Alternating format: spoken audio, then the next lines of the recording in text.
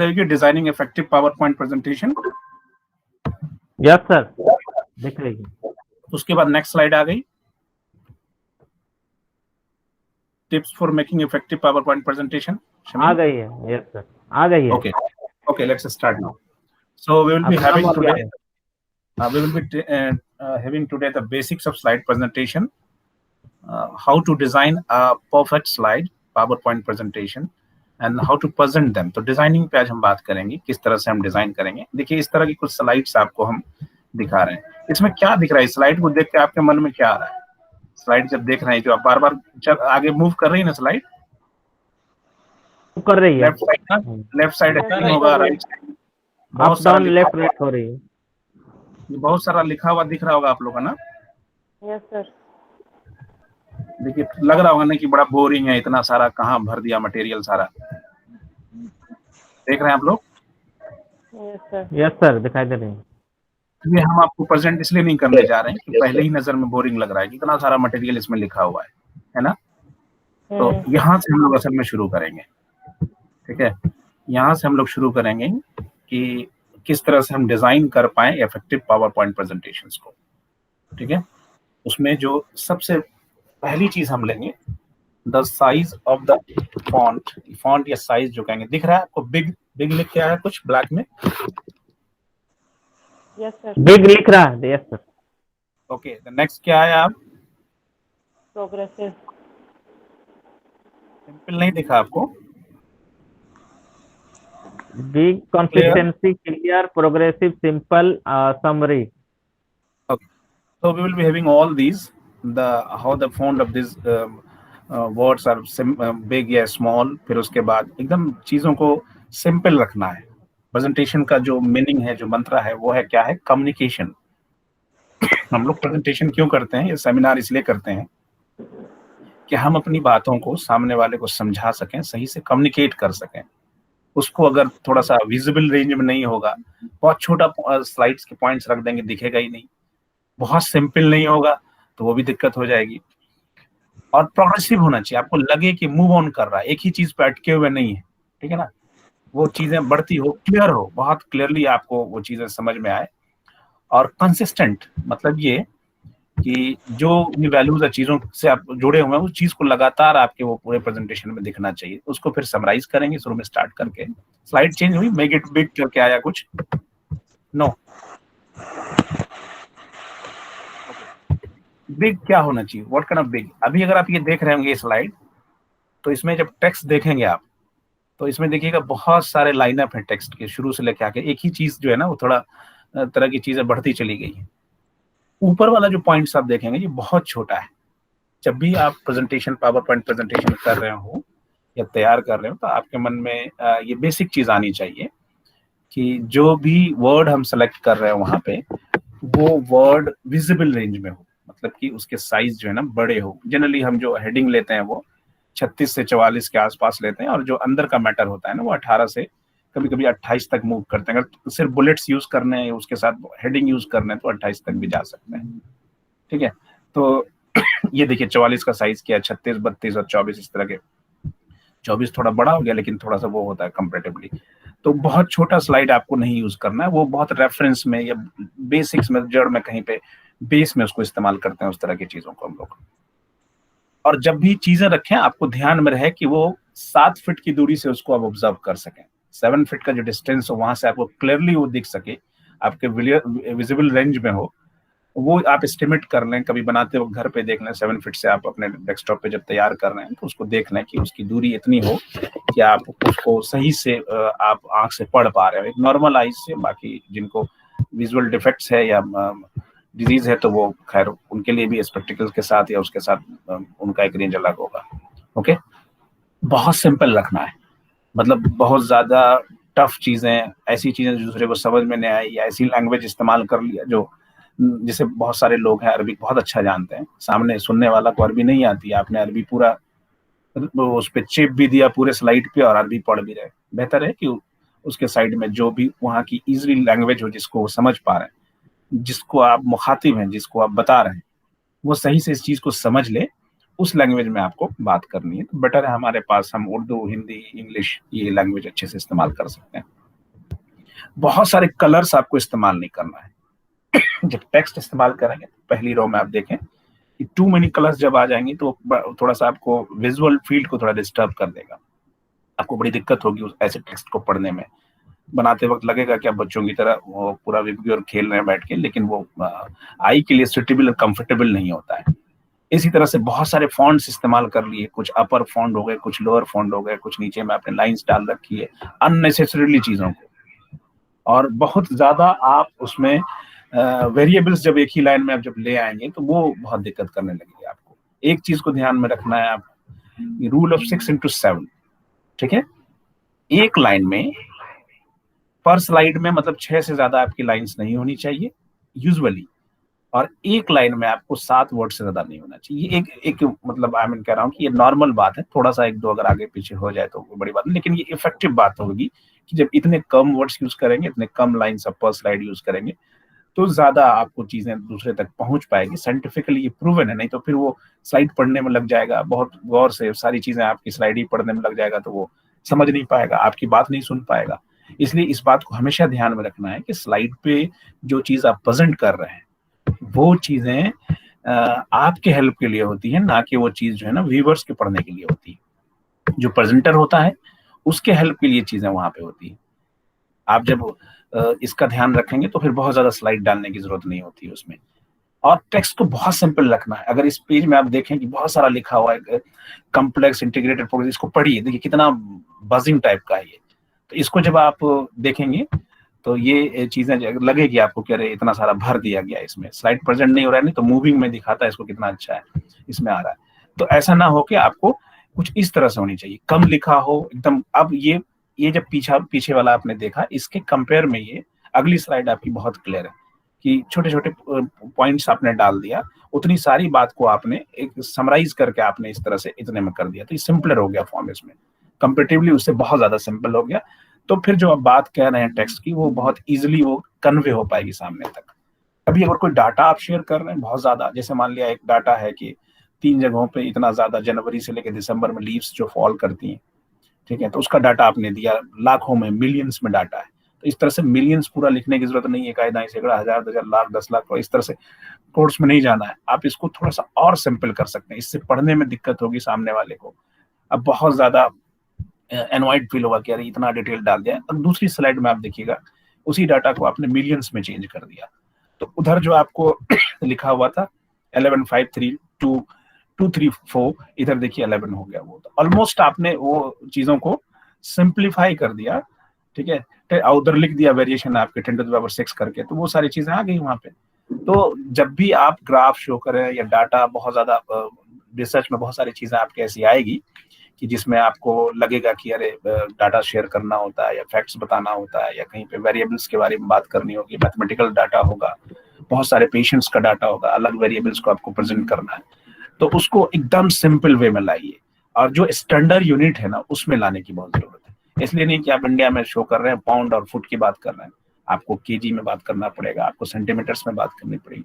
इसलिए जो universally accepted है ना उन चीजों को आप उसमें वो करें, के प्रेजेंट करें, ताकि ज्यादा विजिबल हो और अच्छे से बात वहां तक कन्वे हो सके। इसी तरह जब ग्राफ आप यूज करें, इस ग्राफ को देखिए तो ये बहुत ज्यादा है, मतलब कि आपको लगेगा कि जब कंपेयर करिएगा इसको दूसरे स्लाइड की ग्राफ से, ये देखिए तो कंपेरेटिवली ये जो आप देख रहे थे इससे ये आसान हो गया।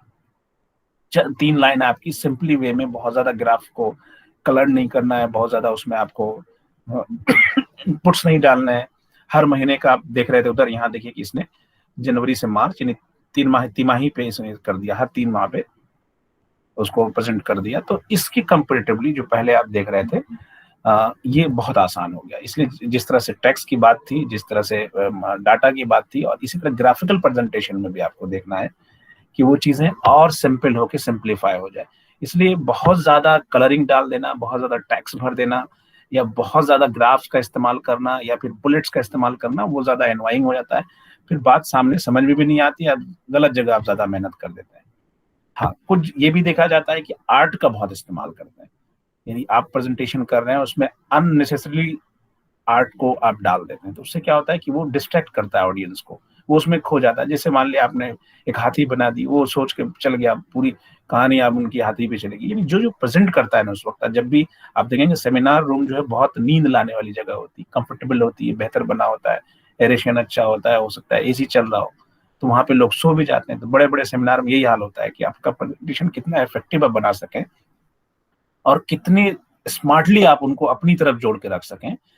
क्योंकि कम्युनिकेशन का जो टूल्स है आप सही से इस्तेमाल करेंगे तो छोटी बात भी, हल्की बात भी अगर आप कहेंगे तो वो आपको अट्रैक्ट रहेंगे। कभी कभी हम लोग ओवरफ्लो कर देते हैं अपने स्लाइड्स को, उसमें ज्यादा एक्स्ट्रा कैरिकुलर जो है ना, जिसकी जरूरत नहीं भी होती है, उसको स्लाइड्स को भर दिया। वही चीज होती है कि जिस पिक्चर की जरूरत भी नहीं है वो डाल दिया, तो वो आपकी जो आप बात कह रहे हैं, जो बात स्लाइड पे आप प्रेजेंट कर रहे हैं, उसको छोड़ के वो दूसरी तरफ चले जाते हैं। इसलिए कभी अगर आपको इस तरह के टूल्स इस्तेमाल भी करने हैं, आपको लगे कि कहीं पे किसी आर्टिस्टिक डायग्राम या इस तरह के फिगर्स की जरूरत भी है, तो वो रेलिवेंट होना चाहिए, जो कोरिलेट करे आपके उस स्लाइड से, प्रेजेंटेशन से, तभी, नहीं तो फिर वो डिस्ट्रैक्ट करेगा, ऑडियंस के कहीं और चली जाएगी। इसी तरह चूंकि अभी स्लाइड से प्रेजेंटेशन नहीं होता, तो मैं साउंड भी आपको सुनाता। जब आप एनिमेशन में कोई साउंड ऐड करते हैं ना, बहुत सारे इसमें होते हैं टूल्स कि आप किसी स्लाइड में साउंड करें तो कहीं पे आपको क्लैपिंग की आवाज आएगी, कहीं पे बॉम्बिंग की आवाज, कहीं क्लिक की आवाज आएगी, कहीं कैमरे के शटर की आवाज आएगी। इस तरह के साउंड्स को आप बहुत ज्यादा लाउड करके यूज नहीं करना है, बहुत कम ही जरूरत हो तभी इस्तेमाल करें। हर स्लाइड पे साउंड इस्तेमाल करने, हर बुलेट्स पे साउंड इस्तेमाल करने, ये सब चीजें डिस्ट्रैक्ट करती हैं। देखिए ये बात है कि साउंड का कहीं कहीं इस्तेमाल हो, जैसे आप वीडियो इस्तेमाल कर रहे हैं, कहीं पे आप वीडियो शो कर रहे हैं, कहीं पे आपने फिजियोलॉजी, एनाटॉमी, प्रिवेंटिव प्रोसीजर्स को बताना है, कोई वीडियो में कोई ट्रेनिंग टाइप की चीज आपको देनी, तो वहां तो ठीक है साउंड होगा। क्योंकि आप जानते हैं कि हवा से हमसा जाहिरा जो होता है, मतलब जो 5 जो आपकी एक्सटर्नल सेंस है, वही जितना आप हिजक कर पाएंगे उतना ज्यादा आपकी तरफ अट्रैक्ट होगा आपका जो व्यूअर्स होता है, जिसको आप एड्रेस कर रहे हैं। तो उसमें कोते सामा जो होता है, जो कान की को जिससे आप सुनते हैं, ठीक है, उसको अट्रैक्ट करना बहुत जरूरी होता है। तो वो बहुत स्मार्टली आपको यूज करता है। नहीं तो आपने कोई साउंड ऐसा इस्तेमाल कर दिया तो अच्छा से खासा प्रेजेंटेशन उसको बुरा लगने लगता है। बहुत स्मूथली सूजिंग ब्रीजिंग टाइप के साउंड सब कभी इस्तेमाल करेंगे आप तो वो अच्छा लगेगा। इवन का स्लाइड का कलर भी आप जब इस्तेमाल करें तो आपके प्रेजेंटेशन से मिलता जुलता हो। जैसे यही स्लाइड हमारी एकदम रेड हो जाती, एकदम येलो हम मैं इस्तेमाल करता, तो ज्यादातर लोगों को एनवाइंग लगती। वो थोड़ा सा होता है कि येलो जो है वो सफरावी मिजाज वाले को अच्छा लगता, लेकिन हर टेम्परामेंट के लोगों को वो चीजें अच्छी नहीं लगती है। ठीक है, जब जरूरत हो तभी साउंड इस्तेमाल करें, अदरवाइज नहीं तो वो डिस्ट्रैक्ट करेगा आपका जो भी व्यूअर्स है या जिसको आप प्रेजेंट कर रहे हैं।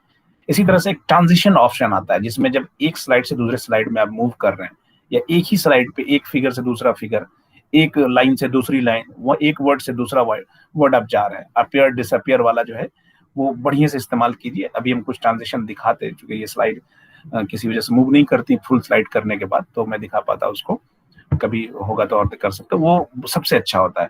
नहीं तो चीजें उड़ के इधर से आ गई, उधर से फ्लाई करके आ रही, फ्लाई इन फ्लाई ऑफ जा रहा है, या फिर घूम के आ रही हैं, बहुत ऊपर से गिर रही हैं, पूरा शटर नीचे से चला गया, इस तरह की चीजें डिस्ट्रैक्ट करती है। अभी जब पावर पॉइंट प्रेजेंटेशन आप लोग तैयार करने लगेगा तो ये सारी चीजें आएगा, शुरू में तो मन लगेगा ये जोड़ देते हैं, इस तरह की चीजें इसमें ऐड कर देते हैं। तो बहुत सिंपल हो, जो आपको अच्छा लगे और दूसरे देख लिया अगर किसी और से दिखा लेना कि देखो ये ठीक है, इस तरह से आपका स्लाइड थोड़ा सा रिप्रेजेंटिंग करेगा आपको। एक चीज और है कि आप डिस्टेंस मेंटेन करें। ठीक है, एनिमेशन जब भी आप यूज कर रहे हैं तो बहुत सिंपल वाला एनिमेशन यूज करें। इसमें क्या था कि ये जब एनिमेशन मैं यूज कर रहा था तो इसमें चीजें ऐसे आ रही थी कि जैसे आपने एनिमेशन आगे बढ़ाया तो एक उड़ के पहले कंप्यूटर आया, फिर दूसरा आया, फिर तीसरा आया। लेकिन इसमें जो नेक्स्ट प्रेजेंटेशन है उसमें देखिएगा ये बहुत डिस्ट्रैक्टिंग है, लगेगा आपको दिमाग हिल गया किस तरह से उड़ के फिगर्स आ रहे हैं। दूसरे में देखिएगा कि एक पहले कंप्यूटर का आया, फिर सीधे से पीछे खींचता हुआ एक ग्राफ आया 7 फीट पे। तो ये इसके मूवमेंट से आपको पता चल गया कि ये स्लाइड बताना चाह रहा है कि डिस्टेंस जो आपकी हो ना वो 7 फीट की मेंटेन हो जाए, तो आगे पीछे का डिस्टेंस है। इसी तरह से ये उसके कंपेरिजन में जहाँ पे स्पेस से उड़ के चीजें 3 तरफ से आ रही थी, यहाँ सिंपली क्या हुआ कि पहले कंप्यूटर पे जो बच्ची बैठी हुई है उससे स्ट्रेच करता हुआ पीछे एक बच्ची आ गई, तो लगा कि हाँ इससे 7 फीट की दूरी पे ये स्लाइड है, मूविंग इस तरह है। और उसके बाद चीजें एकदम क्लियर होनी चाहिए, जो बात आप रखें साफ साफ हो। ठीक है, साफ साफ हो। और इस चीज का ध्यान रखना है कि हमेशा कैपिटल लेटर जो आप इस्तेमाल करेंगे वो सही नहीं होता है। चूंकि बहुत सारे वर्ड्स आप पढ़ने शुरू कीजिएगा तो आपका दिमाग तैयार है स्मॉल लेटर के लिए, या पहला वर्ड होगा कैपिटल से उसके बाद स्मॉल लेटर से, लेकिन एकाएक कैपिटल लेटर सब आ गए आपके सामने तो फिर पढ़ने में बड़ी दिक्कत होगी। इवन कि आपने जो बुलेट्स पॉइंट्स भी रख रखे हैं ना, आपको खुद दिक्कत होगी कि पढ़ नहीं पाइएगा, सामने वाले को भी थोड़ी सी अजीब सी लगेगी। तो अपर एंड लोअर केस जो है ना, ये मेंटेन करके, जैसे एप्पल हमने लिखा तो ए कैपिटल डबल पी एल ऐसे हो जाएगा, तो ये चीज भी आपको बहुत आसान कर देगी आपके प्रेजेंटेशन को। अब जो आपका फॉन्ट है ना वो बहुत क्लियर होगा। इसी तरह जब आप फॉन्ट यूज कर रहे हैं, यानी कि लेटर्स के बहुत स्टाइलिश लेटर आप देखिएगा वर्ड आर्ट में पड़े रहते हैं, उसमें कुछ फॉन्ट्स होते हैं जिसके नाम होते हैं सन सेरिफ, सेरिफ, इस तरह के। तो आप कंपैरेटिवली आप देखिए, सेरिफ की जगह जो सेरिफ है, सेरिफ की जगह सेंस सेरिफ यूज कीजिए। सेंस सेरिफ और सेरिफ दोनों जब आप देख रहे होंगे कि स्क्रीन पे आ रहा है, तो सेंस सेरिफ में जो उसके एजेस है एकदम शार्प और क्लियर है, बहुत ज्यादा उसके अंदर जो है ना घुमाव नहीं है इस तरह के। जैसे आप देख लीजिए इसका जो एज है जेड का एकदम क्लियर है। यहीं पे अगर आप सेरिफ वाला देखिएगा तो इसका पैरेलल जाके फिर अंदर की तरफ मुड़ गया है, वो एटलिक हो जाता है, कुछ स्टाइलिश हो जाता है, कैलिग्राफिक हो जाता है। तो जब भी आप इस्तेमाल कर रहे होंगे यहाँ पे प्रेजेंटेशन में, तो आप सेंस सेरिफ वाला इस्तेमाल कीजिए, यानी जिसके जो लाइन है वर्ड्स के जो वो एकदम क्लियर होने चाहिए, जो एकदम बहुत घुमाव ना हो, तो उसको पढ़ने में दिक्कत होती है। बहुत सारे फॉन्ट बहुत देशों में लोग यूज नहीं करते, तो उसको जैसे देखेंगे तो उनको ज्यादा दिक्कत हो जाएगी पढ़ने में। ठीक है, बहुत ज्यादा डिफिकल्ट होता है सेरिफ जो है स्क्रीन के लिए, इसलिए उसको दिक्कत होती है, और ये कंपैरेटिवली क्लियर होता है sans सेरिफ आपका। इसी तरह से इटैलिक जो टर्म होता है वो भी स्क्रीन पर पढ़ना बहुत मुश्किल होता है। लिखने में तो ठीक है, कॉपी आप पढ़ लेते हैं, लेकिन इटैलिक टर्म इसको भी आपको इस्तेमाल नहीं करना है। नॉर्मल आपको जो वर्ड्स आता है, जो आप टाइम्स रोमन के इस्तेमाल कर सकते हैं, वो बोल्ड थोड़ा कर दीजिए अगर हेडिंग रखना है, तो क्लियर क्लियर लोगों को समझ में आ जाता है। और कहीं भी अंडरलाइंस अगर आपको इस्तेमाल करनी है तो बहुत सिग्निफिकेंट हो, या हाइपर लिंक हो, या कहीं का नेट का लिंक हो, तभी आप इस्तेमाल कीजिए। बहुत ज्यादा अंडरलाइन इस्तेमाल करने की जरूरत नहीं, कलर पैटर्न आप इस्तेमाल कर सकते हैं, किसी चीज को आपको ज्यादा एम्फेसाइज करना है या उसको दिखाना हो तो। ठीक है, जो मैंने बताया। इसी तरह जब नंबर्स आप इस्तेमाल करें, हमेशा वो सीक्वेंस में हो। ठीक है, ऐसा नहीं कि पहले आपको चीजें जो है कुछ जो चीजें पहले आनी थी वो बाद में इस्तेमाल हो रही, हमेशा वन से स्टार्ट कीजिए।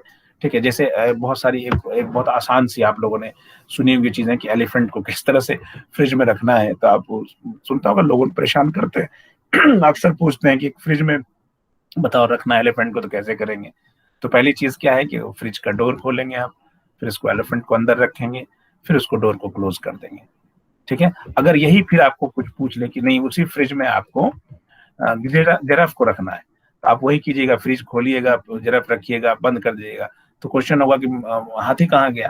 तो देखिए यहाँ पे नंबरिंग कैसे सेंसलिंग कीजिएगा, पहले डोर खोलिएगा, हाथी को बाहर निकाल देना है, फिर जिराफ को अंदर रख देना है, और फिर आपको जो उसको क्लोज कर देना है। तो इस दोनों में डिफरेंस ये हुआ कि आपकी सिक्वेंसिंग जो हुई नंबर की वो परफेक्ट हो गई।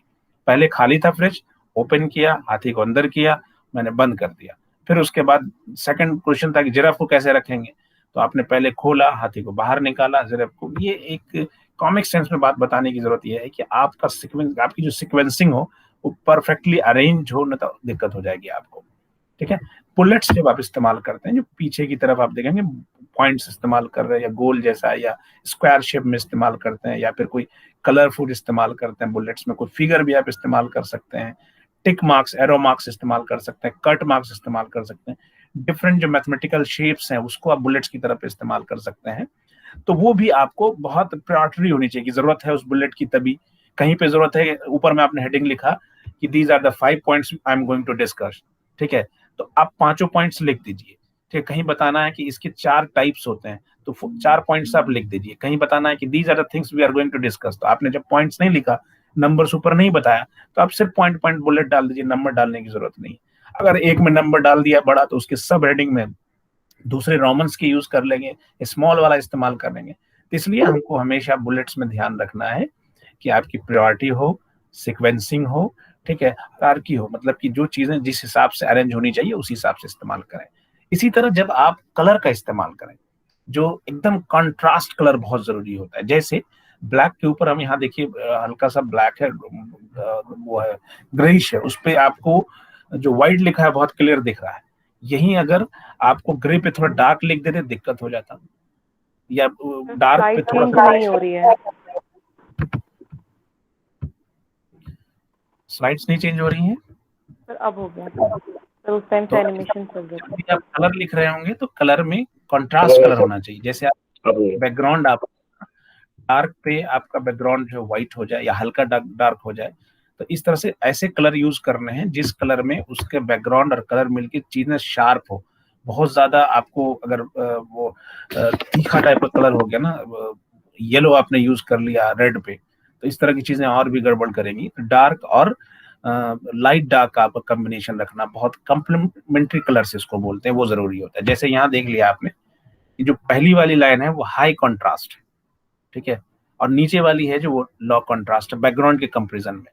इसी कंपैरिजन में अगर इधर देखना चाह रहे हैं, एक देखिए आप बहुत क्लियर में अगर देखना चाहते हैं, लाइट पे डार्क अगर लिखा जाता है, ठीक है, डार्क पे लाइट लिखा जाता है तो किस तरह, एकदम डार्क है, बैकग्राउंड ब्लैक है आपका, उस पर अगर आपने लाइट लिखा तो लाइट में येलो आपने लिखा तो ये साफ दिख रहा है, व्हाइट लिखा दिख रहा है, लेकिन थोड़ा सा आपने एक जो कलर है लाइट येलो के बाद वाली वो देखिएगा साफ नहीं दिख रहा है, तो आपकी दूर लाइन तो नहीं दिख रही है, एक बीच की लाइन क्लियर हो रही है। इसका ध्यान रखना है कि कभी भी जो इस्तेमाल करें बैकग्राउंड और वर्ड आपके, वो एक दूसरे के कम्प्लीमेंट्री हो, अदरवाइज नहीं तो फिर आपको दिक्कत हो जाएगी। इसी तरह अगर दूसरा देखना चाहते हैं, यहाँ पे एकदम हमने उसके कंपेयर, वहाँ ब्लैक वो था आपको बैकग्राउंड था, यहाँ व्हाइट रख दिया, तो व्हाइट बैकग्राउंड पे जो जितना डार्क चीज है वो तो साफ दिख रही है, हमने ब्लैक से लिख दिया वो दिख रही है, आप येलो से लिखा हुआ नहीं दिख रहा है साफ। तो इन चीजों को ध्यान में हमेशा रखना है कि जो कलर कंट्रास्ट हो स्लाइड्स के आपके वो विजिबल हो, जाहिर सी बात है वो आपके लिए विजिबल हो, ताकि आप भी देख के उस पॉइंट्स पे डिस्कस कर सकें, आगे बात कर सकें। इसी तरह से जब आप कलर्स के डिफरेंट कलर्स के आप कॉम्बिनेशंस यूज करते हैं, बुलेट्स टाइप के 4-5 पॉइंट्स को आपको बताना है, तो ये स्लाइड दिख रही होगी आपको, तो देखिएगा कि वो जो 3 कलर्स है 3 कलर्स पे फिर लिखा हुआ है, इसके कंपेयर में अगर ये स्लाइड आप देखेंगे तो ये देखिए क्लियर है, दिख रहा है क्लियर, ये वाला देखिए क्लियर नहीं है और ये वाला क्लियर। तो इसलिए जब भी आप बुलेट्स इस्तेमाल करें तो ठीक है, कलर में नहीं खो जाना है, लेकिन आप हमेशा इस बात का ध्यान रखें कि जो वर्ड आप इस्तेमाल कर रहे हैं ना वो आपको शार्पली दिखे, अदरवाइज नहीं तो फिर आपका वो कलर ही बाहर निकल आएगा और वर्ड्स आपके कहीं ना कहीं छुप जाएंगे।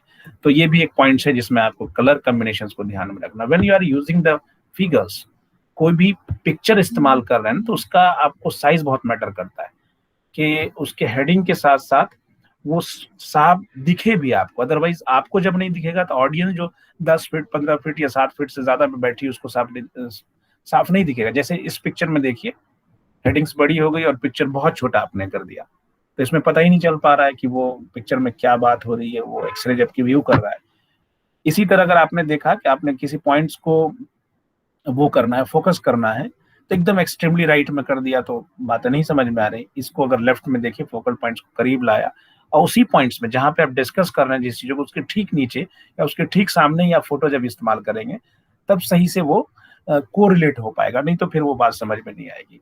इसी तरह आपकी स्लाइड्स जो है ना मूविंग होनी चाहिए, मतलब कि आपको चीजें लगे कि वो थोड़ा सा मूव आउट कर रही है। अगर चूंकि स्लाइड यहाँ नहीं दिख रहा है, अदरवाइज नहीं तो मैं आपको दिखाता कि प्रोग्रेसिव कैसे होते हैं। ये जो स्लाइड है इसमें असल है क्या कि जब आप शो करेंगे तो सबसे पहले आपको ये सारी चीजें आ जाएंगी, बहुत सारी भरी हुई चीजें आप देख रहे हैं, इतना ज्यादा लग रहा है कि एक बार पढ़ने में आपको दिक्कत हो जाएगी, लगेगा कि अरे यार क्या इतना सारा मामला बना हुआ है, आप कोरिलेट नहीं कर पाएंगे कि किधर से किस ग्राफ की बात करें, किधर से राइट से लेफ्ट चले, लेफ्ट से राइट चले।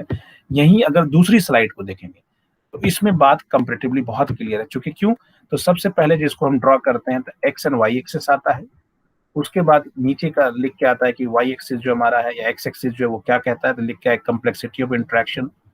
फिर आपके इंडिविजुअल्स हो गया, पेयर हो गया, ग्रुप हो गया, दूसरे वाई एक्सिस का मोड ऑफ इंटरेक्शन लिख के आया, फिर उसके बाद डायरेक्शन ऑफ इंस्ट्रक्शन लिख के आया, फिर गाइडेड इंक्वायरी, डिस्कवरी लर्निंग, और फिर एक बॉक्स बन के आया इंडिविजुअल इंस्ट्रक्टिव प्रोसेस टूल्स, फिर दूसरा बॉक्स बन के आया इंडिविजुअल कंस्ट्रक्टिव टूल्स। आपको नहीं दिख रहा होगा लेकिन वीडियो उसी जो कि प्रेजेंट नहीं हो पा रहा है स्लाइड, सोशल कम्युनिकेटिव टूल्स तब आया, फिर सोशल कंस्ट्रक्टिव टूल्स आया। तो इससे क्या हुआ, एक एक करके जो आपने स्लाइड लिया ना तो ये लगा कि हम किस तरह से मूविंग स्लाइड, पहले हमने एक्स एक्सिस ड्रॉ किया, फिर वाई एक्सिस ड्रॉ किया, उसके कैलिपर्स जो नीचे लिखे क्या चीज को डिफाइन करता है, फिर एक एक बॉक्स आया और फिर वो चीजें जो है लास्ट में कंप्लीट हो जाती है, तो उसको स्टेप बाय स्टेप समझ में आता है कि कहना क्या चाहते हैं। नहीं तो इस तरह से एक स्लाइड आपके सामने रखी हो तो कोरिलेट करने में बड़ा मुश्किल होगा, समझाने में भी दिक्कत हो जाएगी। इसी तरह से ये भी आप देख रहे हैं कि इस तरह से अगर आपको टेक्नोलॉजी की कुछ चीजें बातें समझानी हो, तो जैसे मान लिया आपको सिंपली बताना है कंप्यूटर के बारे में, तो आपने एक पिक्चर डाल दी और सारी चीज उसके सामने लिख दी, तो बड़ी दिक्कत होगी। उसको दिक्कत होगी कि क्या क्या चीजें समझ नहीं आएगा, बहुत नॉइजी टाइप का, फोकस नहीं होगा, बहुत सारी चीजें एक बार लिख दी। दूसरी स्लाइड में क्या है कि आप इसमें शायद देख पाते, तो इसमें पहले पिक्चर आती है, फिर लिख के धीरे धीरे आता है। माउस आया तो नीचे माउस इन सर्किल हो गया, मेन स्टोरेज लिखा तो फिर मेन स्टोरेज को इंसर्किल कर दिया फिगर ने। फंक्शन की लिखा तो फंक्शन की को उसने जो है वो कर दिया, फंक्शनल की को इसने जो है पूरा इंसर्किल कर दिया। इसी तरह से फिर बात हुई सॉफ्टवेयर की, तो सॉफ्टवेयर एरिया उसको इंसर्किल कर दिया, फ्लॉपी डिस्क को इंसर्किल कर दिया, फिर आईओ एरर को कर दिया, फिर इसी तरह से सीपीयू, फिर उसके बाद यूजर्स इंफीरियर, डिबगर्स और बैकअप सिस्टम, इस सब को धीरे धीरे वो इंसर्किल करते हुए एक बाय एक, यानी एक के बाद एक जब फिगर्स आपके सामने आएगा तो फिर वो लर्निंग प्रोसेस में आ जाएगा। ये अभी मूविंग में मुझे दिख रहा है, आपको शायद नहीं दिख रहा। माउस आया तो माउस इंसर्किल हुआ, मेन स्टोरेज आया तो वो इंसर्किल हुआ। तो एक एक करके जब इस तरह के फिगर्स आप डालेंगे, इस तरह से जब आप अरेंज करेंगे, तो बात जो फिगर्स या फिर टेक्नोलॉजिकली जो चीजों को आप बताना चाह रहे हैं वो ज्यादा लोगों तक एब्जॉर्ब होगी। क्योंकि आपका भी मोटिव यही है कि जो मैं प्रेजेंटेशन दूं, मैं तो जानता ही हूं इसको, यानी आप तो जानते ही जो कि आप तैयार करके आए हैं, सामने वाले को कितना इफेक्टिवली आप एब्जॉर्ब करवा पाते हैं इन चीजों को। इसके लिए जब इन चीजों को फिगर्स का इस्तेमाल करें तो उनको आप बहुत कॉशियसली जो है ना, उसको एक बार एक के बाद प्रोग्रेसिव जब रखेंगे तो वो ज्यादा समझ में आएगा। अब कंसिस्टेंट हो बातें, ठीक है, कि जो चीजें हैं ना, आप ऐसा चीजें रखिए कि वो अट्रैक्शन करे, अट्रैक्ट जो चीजें जो है ना, वो जो आप बताना चाह रहे हैं उसमें बहुत सारे पॉइंट्स को आप डिफ्रेंशिएट करने के लिए कलर्स का इस्तेमाल कर सकते हैं। इसमें जो है आप बुलेट्स का इस्तेमाल करते हैं, ठीक है। तो उसको प्रेजेंट करने का तरीका कैसे होगा तो मैं बताऊंगा भी आपको। अब वो इतना क्लियरली आपको रखना है कि वो दूसरे से डिफ्रेंशिएट भी हो जाए। जैसे 5 पॉइंट्स आपने बोलने हैं किसी को, तो आपको एम्फेसिस देना है थर्ड पे, तो कुछ इस तरह के एनिमेशंस यूज कीजिए, इस तरह का बुलेट्स इस्तेमाल कीजिए, इस तरह का एरो इस्तेमाल कीजिए कि वो थर्ड वाला आपका हाईलाइट हो जाए, ठीक है। डिस्ट्रैक्ट नहीं करें, वहां पे आपको अट्रैक्ट कीजिए, अटेंशन को अट्रैक्ट करना है, ठीक है। इस तरह से जैसे मूविंग स्लाइड अगर होता तो आप देखते कि सबसे पहले हम जो है ये लेके आए और थर्ड जो पहला दिखाना था उसको अटेंशन के लिए, फिर उस पर एरो चला गया कि डिफरेंस ड्रॉ अटेंशन। तो इस तरह से आप अटेंशन ड्रॉ कर सकते हैं अलग अलग स्लाइड का। जैसे आपको नीचे के पॉइंट्स को फोकस करते हैं, ठीक है, टिक मार दिया ऊपर, ठीक है, और पॉइंट्स नीचे आपने करे, 3 तरह के आपने पॉइंट्स डाल दिया, तो इससे फिर वो कंफ्यूज हो जाता है कि कहना क्या चाह रहा है। 3 तरह के एरोज का इस्तेमाल करने, वो बुलेट्स का इस्तेमाल करने की क्या जरूरत थी, क्योंकि 3 वेरिएबल्स आ गए ना, तो तीनों में दिक्कत हो जाएगी। तीनों एक ही साइज के आ रहे हैं, आपको एक का सब हेडिंग कर देते तो बात समझ में आती। तो इसलिए जब किसी एक चीज पर अट्रैक्शन करना हो तो वो सबसे सिर्फ अकेला ही मुनफरद हो, नहीं तो फिर दिक्कत हो जाएगी आपको। इसी तरह से किसी तरह से आपको इंपॉर्टेंस किसी और चीज पे, पॉइंट्स पे डालना है तो आप इस तरह से करेंगे, ठीक है, कि उसको थोड़ा सा रेड कर दिया, या उसको कलर जो दूसरा कलर था उससे थोड़ा सा डिफरेंट कलर चेंज कर दिया।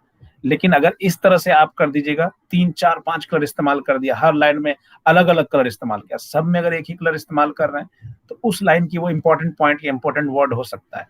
लेकिन लगातार अलग अलग कलर्स डाल रहे हैं आप, एक सिंक्रोनिसिटी आपके कलर के यूज में नहीं है, फिर बुलेट्स भी आपने अलग कर दिए, उनके लेफ्ट साइड बुलेट्स देखिए, तो इस तरह की चीज बहुत कंफ्यूजिंग हो जाएगा। आपको लगेगा कि हमने बहुत सारे कलर यूज किए, लेकिन सामने वाले को समझ में वो चीजें नहीं आती। इसलिए जो कंसिस्टेंसी है वो सिंपल हो। एक बार आपने ध्यान में रखा कि जितने भी क्वेश्चंस होंगे हमारे स्लाइड में उसको रेड से करना है, जितना भी आंसर होगा उसको ग्रीन से करना है, ठीक है, और जितने भी कंफ्यूजिंग है उसको येलो से करना है।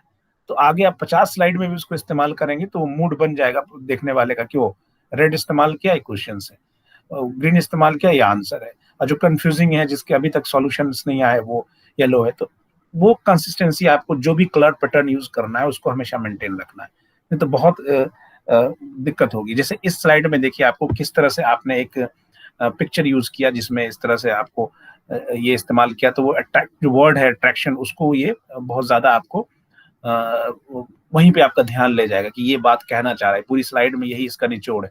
लेकिन इस तरह से आपने दूसरी स्लाइड में इसको वो कर दिया, ठीक है, एक पे दूसरा इस्तेमाल कर दिया, दूसरे पे दूसरा फॉन्ट इस्तेमाल कर दिया, या जो आपके मूविंग टूल्स इस्तेमाल करने हैं या विजुअल्स को अट्रैक्ट करने का, तो फिर कंफ्यूजिंग हो जाएगा कि दोनों में से कौन सा ज्यादा इंपॉर्टेंट है।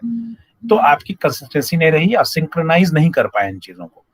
ये सारी चीजें थी कि जब आप फॉन्ट इस्तेमाल करें, जब आप लेटर इस्तेमाल करें, जब आप इसमें पिक्चर इस्तेमाल करें, या फिर जब आप उसमें डिफरेंट चीजों को मूविंग को बताना हो, या साउंड का इस्तेमाल करें, वीडियो का इस्तेमाल करें, वर्ड कैसे होने चाहिए, इन सारी चीजों का हमेशा बहुत कॉशियसली ध्यान रखना है, ताकि आपको लगेगा, कुछ लोगों की स्लाइड जब देखते होंगे कि अरे यार कितनी अच्छे से चीजें बात समझ में आ गई, तो उसके पीछे की मैकेनिज्म जो है ना, आपको उस समझ में तब आएगी जब आप स्लाइड बनाना शुरू करेंगे, क्योंकि वो उस तरह से उसको उसने डिजाइन किया है कि आपके विजुअल्स को वो जो आपकी थॉट्स है या जो आपका अट्रैक्शन है उसको ज्यादा मैक्सिमम वो अट्रैक्ट कर सके। इसलिए कभी कभी देखिएगा कि कुछ प्रेजेंटेशन ऐसे होते हैं, बहुत अच्छी बातें कह रहे हो, बहुत अच्छा रिसर्च भी हो, लेकिन आपके पल्ले नहीं पड़ेगा, आप उसको समझते भी नहीं है, आप मोबाइल पे लगे कोई और काम करने लगे। तो अब जब आप प्रेजेंट कर रहे होंगे तो यही आपको भी फेस करना है। जब आप 10 लोगों के सामने प्रेजेंट करेंगे, बात करते करते आपका जब ध्यान जाएगा किसी पे कि वो कहीं और लगा हुआ है, मोबाइल से खेल रहा है, तो गुस्सा आपको आएगा, लेकिन आपको ध्यान देना है कि आपने बातें किस तरह से रखी कि उसका उस पर अट्रैक्शन नहीं बन पा रहा है। तो ये सारे पॉइंट्स थे, खास के बेसिक्स, जिस पे आपको ध्यान देना है कि किस तरह से टूल्स का इस्तेमाल करें, वर्ड का सिलेक्शन, कलर का सिलेक्शन, ग्राफिक्स का इस्तेमाल, ठीक है, बुलेट्स का इस्तेमाल, ये सारी चीजें आप ध्यान में रखिएगा। समझ अगर ये बात कहें तो वही बात घूम के आती है कि ये जो वर्ड्स आप इस्तेमाल करें वो बड़ा हो, बहुत बड़ा ना हो, ठीक है, बहुत सिंपल हो, क्लियर हो, जो बातें आप कहना चाह रहे हैं उसी पे फोकस रहिए, ज्यादा आपको डाइवर्ट नहीं हो जाना। जब आप एक चीज को बताते हुए, बहुत सारे नॉलेज वाले लोग होते हैं जो बात बताते बताते कहीं और डाइवर्ट कर जाते हैं, उससे क्या होता है कि फिर आपकी बात कंक्लूड नहीं हो पाती है। आपको उस वक्त तो लगेगा, कुछ लोगों को हो सकता है इंटरेस्ट बन जाए, डीप बन जाए उसका कि डीप बता रहे हो, लेकिन जिस पॉइंट पे आप बात रखना चाह रहे हैं उससे कहीं आप डाइवर्ट कर जाएंगे। बात करें कि प्रोग्रेसिव होनी चाहिए, मतलब लगे कि चीजें बढ़ती हुई दिखे। एक जब ग्राफ शो कर रहे हैं तो एक ही बार सारा पिक्चर नहीं डाल देना है, पहले एक्स एक्सिस ड्रॉ होगा, फिर वाई एक्सिस ड्रॉ होगा, फिर उनके जो नीचे आप कैलिबर्स हैं वो डालिएगा, फिर आप उस पर क्या क्या पॉइंट्स रखना चाह रहे हैं, कि जैसे आपने पेन को आप कंपेयर कर रहे हैं किसी दवा से, जैसे आपने दिया कि आपने सुरंजान खिलाया, अब 5वें दिन, 10वें दिन, 15 दिन, 20 दिन पे, ऊपर आपने डोजिंग दिया कि कितने दिन पे दिया, कितने दिन पे दिया, दूसरे पेन देख रहे हैं कि आप विजुअल एनालॉग स्केल 1 से 10 पे, पहला दिन आपने जो दिया तो पेन उसका था 10 पे, दूसरा दिन दिया तो पेन आ गया 8 पे, चौथा दिन या 5वां दिन दिया, तो इस तरह से जब दो एक्सिस पे दो चीजों को आप कंपेयर कर रहे हो ना, एक ही बार सारा डाटा डाल दीजिएगा तो उसको समझ में नहीं आएगा, एक एक पॉइंट डालिए, फर्स्ट डे यहाँ गया पेन, सेकंड डे यहाँ गया, तो बढ़ते हुए क्रम में इन चीजों को जब डालिएगा तो उसको बस समझ में ऐसी चीजें आएंगी, भूलेगा ही नहीं। एंड कंसिस्टेंस होना चाहिए कि जो चीजें आप सिमिलर रूल से कहते हैं कि नेचुरल तरीका इस्तेमाल हो, कि आपने हेडिंग के लिए एक बार रेड इस्तेमाल करना है तो पूरे में रेड हो, ताकि वो पहले समझ में आ जाए कि स्लाइड की हेडिंग क्या है। आपने रेड इस्तेमाल किया और 4 स्लाइड में 5वीं पे एकदम ब्लू कर दिया, 6ठी पे ग्रीन कर दिया, तो सामने वाला कंफ्यूज होगा कि यार पहली का सब हेडिंग है ये, या उसका ये सब हेडिंग है, या हेडिंग ही है ये। तो ये कंसिस्टेंसी आपको मेंटेन करना है थ्रू आउट द स्लाइड जब इस्तेमाल आप कर रहे हैं, ठीक है। एक जो लास्ट में स्लाइड्स की कुछ टिप्स मैं बता दूं कि नंबर ऑफ स्लाइड्स हमेशा लिमिट कीजिए, बहुत कम स्लाइड्स आप रखेंगे। जैसे अभी मैं ऊपर बता रहा था कितना ज्यादा मैटर्स लिखा हुआ था, यही सारी चीजें जो मैं छोटे छोटे वर्ड्स में आपको बताया हूं ना, यही सारी चीजें ऊपर की 30-40 स्लाइड्स में लिखी हुई थी, और वो वर्ड्स में लिखी हुई थी कि please put it like that and keep the slides number इतना and don't match the different colours एक जगह पे, ये सारी चीजें उसमें लिखी हुई थी। उनको मैं बताता, पढ़ता तो आपको बोरिंग हो जाता, लेकिन इस तरह से जब आप अट्रैक्टिव स्लाइड्स पॉइंट पॉइंट जब कीजिएगा तो आपको बहुत आसानी से समझ में आएगा। तो इसलिए पहली चीज क्या है कि आप स्लाइड्स के नंबर को लिमिट कीजिए, ठीक है। बताने में भी कि अगर आप जब पढ़ रहे हैं किसी स्लाइड पे, तो एक जनरल प्रेजेंटेशन में होता है आपको कि पर मिनट आप जो है मैक्सिमम 3 स्लाइड से ज्यादा आगे मत बढ़िए, नहीं तो बहुत जल्दी जल्दी हो जाएगा। जैसे हम लोग तरावी की नमाज में नहीं स्पीड बढ़ा देते हैं, तो उस तरह से फिर सुनने वाले को, इमाम साहब को तो याद है तो वो निकल जा रहे हैं, नहीं तो हम लोग तो स्किप कर जाते हैं पीछे वाला, तो इमाम वही होता है जो प्रेजेंट कर रहा होता है। और सामने जो सुन रहा है उसको बड़ी दिक्कत होगी। 1 मिनट में 3 स्लाइड से ज्यादा आप निकल गए आगे और 5-5, 6-6 लाइन से उस पे, तो आप समझ लीजिए कि सुनने वाले की कितनी स्पीड बढ़ानी होगी। ठीक है। और हमेशा स्लाइड के बीच में आप मूव करते रहें। जब आप खड़े होकर प्रेजेंटेशन कर रहे हैं तो आप स्टैटिक नहीं रहिए, तब एक दिमाग में एक फिगर बन जाता है और नींद आने लगती है सामने वाले को। कीप मूविंग, इधर से उधर मूव के दूसरे साइड चले गए, या फिर कुछ बॉडी लैंग्वेज से आप, या फिर मूव आउट करके अपने हाथ को इस तरह से बता के स्लाइड की तरफ अट्रैक्शन लेके, इस तरह के जब आप बात कीजिएगा तो आपको अच्छे से वो बात समझ में आएगी। Be prepare for technical difficulties, मतलब जैसे आप डिपार्टमेंट में प्रेजेंट करने आए और आपका बहुत देर तक खुल ही नहीं रहा है। जैसे अभी दिक्कत हो रही है मेरे साथ कि जब मैं स्लाइड को फुल प्रेजेंटेशन मोड पे डालता हूँ तो स्लाइड मूव नहीं करती। टेक्निकली ये चीज को पहले से तैयार कर लेना है। अब नेक्स्ट प्रेजेंटेशन में मैं इसको एश्योर कर लूंगा कि मूव करती हुई दिखे, नहीं तो कुछ स्लाइड आपको ऐसी दिखाई है तो ये तो आपने फ्लैट देखा है, वहां पे देखते तो मूव करते हुए वर्ड्स आते हैं आपको। इवन ये स्लाइड भी मूव करती हुआ आता, एक लाइन पहले आता, ये जो limit the number of slide है ना, ये पहले वो आता, फिर उसके नीचे सब हेडिंग आती, फिर मैं क्लिक करता तब आता practice moving between the slides, फिर उसके बाद थर्ड आता be prepared for technical difficulties. लेकिन इस तरह से आपको एक ही दिख जा रहा है और मुझे तो दिख रहा है लेकिन आपको नहीं दिखेगा, इसलिए मैं उसको नहीं कर पा रहा हूँ। तो इस तरह की जितनी भी टेक्निकल डिफिकल्टीज हो, कभी होता है कि आप पेन ड्राइव में चीजें लेके आए, वो अटैच नहीं हो पा रही, फिर प्रेजेंटेशन 1-2 घंटे का होता है, आधा घंटा वही नहीं हुआ, टाइम गया आपका। इसलिए पहले उसको ईमेल पे भेज लीजिए, साइड दोस्तों को भेज दीजिए, मोबाइल में रख लीजिए। ठीक है, 15 मिनट 10 मिनट पहले ही जो प्रेजेंटेशन जो आपके वो है टूल्स हैं, क्योन पड़ा हुआ है डिपार्टमेंट में, उसको चेक कर लीजिए कि वो काम कर रहा है नहीं कर रहा है, एक डिपार्टमेंट्स में, खासकर डिपार्टमेंटल सेमिनार में। ठीक है। और avoid the use of flashy transition. बहुत सारे ट्रांजिशंस देखिएगा कि इधर से स्लाइड उड़ के हवा से आई, फिर वो कूद रही है आपस में, वर्ड्स 4 जगह से आके मिल रहे हैं, जैसे मैट्रिक्स मूवी देख रहे हैं हम लोग। इन तरह की चीजों को जब आप रखिएगा तो आपके पॉइंट से ज्यादा हम लोग विजुअल्स में वो वीडियो गेम्स जैसा वो दिखने लगेगा, बहुत फ्लैशी हो जाएगा, तो आपका फिर मूड नहीं बनेगा उसमें। ठीक है। जो फाइनल वर्ड्स है उसमें मैं बताना चाहूंगा कि जो प्रेजेंटेशन है आपका, उसका सिर्फ और सिर्फ मतलब ये होता है कि आप जो भी पॉइंट डिस्कस कर रहे हैं उसके थ्रू आप कम्युनिकेट करना व्यूअर से, जो भी आपको लिसन कर रहे हैं। अभी तो आप डिपार्टमेंट प्रेजेंट करेंगे, आगे इंशाल्लाह आप लोग नेशनल सेमिनार में प्रेजेंट करेंगे या बाहर कहीं भी प्रेजेंटेशन करेंगे, तो बहुत लिमिटेड टाइम आपको मिलेगा, 3+4 5 मिनट, 5+, या फिर मैक्सिमम अगर कहीं मिलना है तो आपको 10 मिनट्स मिलेगा। तो इसका ध्यान रखना है कि उतने कम टाइम में आपको बतानी है। कितना भी बड़ा प्रेजेंटेशन प्रोग्राम हो रहा हो, सेमिनार हो, इससे ज्यादा टाइम आपको जनरली नहीं मिलेगा।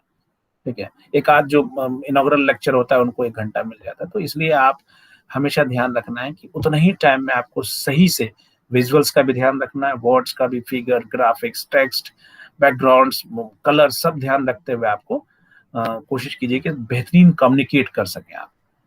Text to support the communication, यानी वही मैंने कहा कि इस तरह के पिक्चर्स, इस तरह के एनिमेशंस, इस तरह के विजुअल्स, इस तरह के टेक्स्ट और इस तरह का साउंड आप इस्तेमाल करें जो कम्युनिकेट करे सामने वाले से, वो नॉइज क्रिएट ना करे, एनवाइजिंग ना हो। तो एनवाइजिंग ना हो तो फिर वो दिक्कत हो जाएगी सामने वाले में। ठीक है। जो इफेक्टिव प्रेजेंटेशन के लिए 1-2 स्लाइड और आपको बताना चाहूंगा कि आप हमेशा सिंगल स्क्रीन पे, ठीक है ना, नंबर ऑफ कलर्स को लिमिट कीजिए। ठीक है।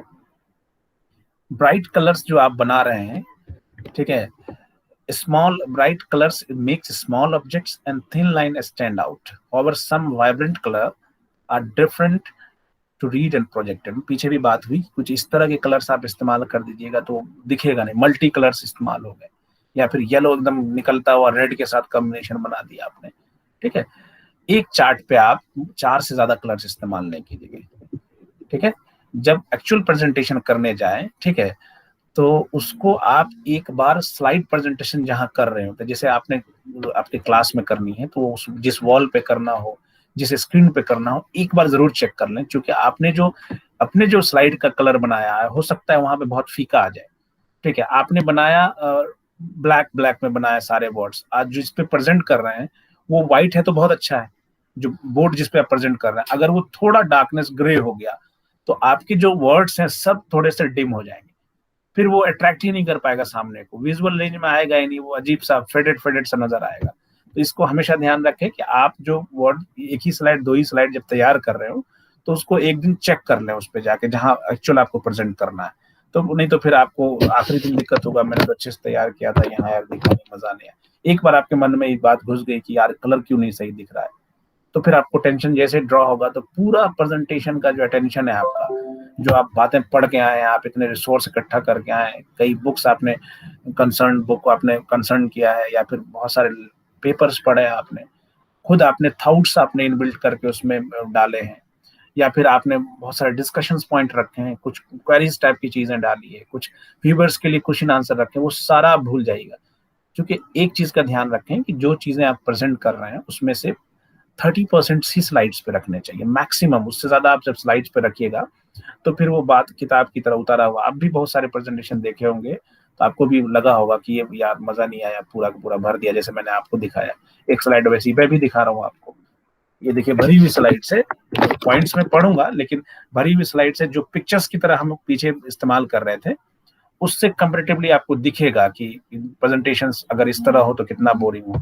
इसको अगर पूरा आप देख लेते हैं, तो अगर इसको जो हम प्रेजेंट कर रहे हैं यहाँ पे, तो यहाँ पे एक एक करके आएगा वो, ठीक है, कि जो आप स्लाइड प्रेजेंट कर रहे हैं तो उसको बहुत केयरफुली आपको इसलिए बोल रहे हैं कि अभी आप डिपार्टमेंट में प्रेजेंट करेंगे, और फिर जून से आपका प्रेजेंटेशन स्टार्ट हो जाएगा, कॉमन प्रेजेंटेशन, जिसमें पांचों डिपार्टमेंट्स के बच्चे स्टूडेंट्स होंगे, पांचों डिपार्टमेंट के टीचर होंगे।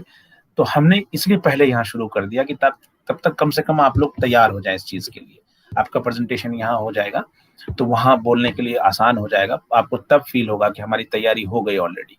नहीं तो फिर आपको वहां बहुत दिक्कत होगी, जब जैसे व्यूवर्स आपका बढ़ेगा, अभी तो कोई दिक्कत नहीं होगी, 5 लोग 6 लोग हम लोग डिपार्टमेंट के बैठे, जैसे व्यूवरशिप बढ़ गया आपका, ज्यादा लोग आपके सामने बैठेंगे, फिर आपका वेगस स्टिमुलेट होगा, और जो चीज आप लेके जा रहे हैं वो भी नहीं हो पाएगी।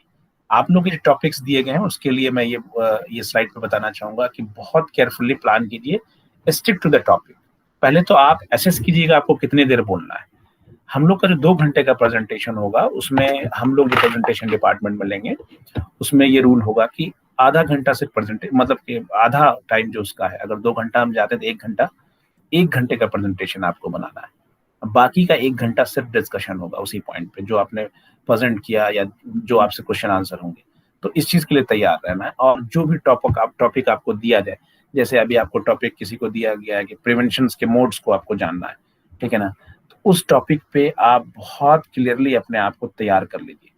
मतलब ये कि अगर आप बहुत सारे ऐसे टॉपिक्स आपको देंगे डायरेक्टली आपको यूनानी में नहीं मिलेंगे, तो उस पर रिसर्च करना पड़ेगा। पहला ही टॉपिक है mode of prevention of Unani medicine, तो इसके लिए कम से कम 4 से 5 यूनानी बुक्स आपको कंसर्न करना है, कम से कम 10 आपको पेपर्स पढ़ने हैं कम से कम, तब जाके एक चीजें आपके पास आ जाएगी। आपको पता है जो रविश कुमार जो आपका वो प्राइम टाइम करता है 40 मिनट का, मुझे लगता है कि 40 से 45 मिनट का होता है, उस 40 से 45 मिनट के लिए 17 आवर्स पड़ता है। जो एक आप 40 मिनट देखते हैं, आप ताली बजाते हैं, कितना अच्छा प्रेजेंटेशन इसने दिया, बातें समझ में जाती है, एक्सपर्ट से बहुत क्लियर बात करता है, वो बहुत सीक्वेंसिंग के साथ एकदम सिंपली चीजों को समझाता है। ये नहीं कहता है कि दूसरे लोगों की तरह हैवॉक क्रिएट किया, बहुत ही सेंसेशनल बना दिया, या फिर वो एकदम लगेगा कि आपको ब्रेकिंग न्यूज टाइप का, बिल्कुल उसका प्रेजेंटेशन नहीं होता है। लेकिन अट्रैक्शन उसके प्रेजेंटेशन में सिर्फ इसलिए है कि एक एक लाइन, एक एक वर्ड जो बंदा बोलता है उसका रिसर्च किया होता है। 17 आवर्स पड़ता है, आप सोच नहीं सकते। 5 दिन उसका होता है प्रोग्राम, उस 5 दिन में लगातार कभी 5 दिन वो नहीं कर पाता, 3 दिन 4 दिन किया मैक्सिमम, इसलिए कि उस तैयारी नहीं कर पाता है उन चीजों को। इसलिए आपके प्रेजेंटेशन का जो जो जो मतलब कि वेट है तब दिखेगा जब आप उसके लिए प्रिपेयर होइएगा। बहुत सारी प्रिपेयर की हुई स्लाइड्स मिल जाएंगी, लेकिन हमने जो आपको दिया है उसमें यूनानी इनकलकेट करना है बड़ी मुश्किल है। अभी से जिनको टाइम मिल गया है वो मत सोचें कि आपके पास 1 हफ्ता है या किसी के पास 5 हफ्ता है। जिस दिन से शुरू करेंगे उस दिन से आपको लगेगा कितना काम बाकी है। उसमें हेल्प लेना है, पूछना है किसी टीचर से, मुझसे, आप बीच में पूछ लीजिएगा। And you must know your audience. आप जब प्रेजेंट कर रहे हैं, खासकर डिपार्टमेंट में जब आप प्रेजेंट करेंगे, तो आपके पास एक जनरल स्टूडेंट नहीं होगा, रिसर्च के लोग सबके सब बैठे हैं। तो आपके प्रेजेंटेशन का रेफरेंस, आपके प्रेजेंटेशन की क्वालिटी, जो प्रेजेंटेशन का तरीका होगा, आप ये सोच के चलिए कि यूनानी के अपेक्स के लोगों के बेस्ट ब्रेन के सामने प्रेजेंट कर रहे होते हैं। क्योंकि मैं मान के चलता हूँ कि पीजी स्कॉलर्स हैं जो बेस्ट ब्रेन है हमारे सिस्टम का, उनके सामने जब बातें करें तो क्वेश्चंस बहुत आएंगे, और इसके लिए हमेशा ओपन रहना है, ठीक है।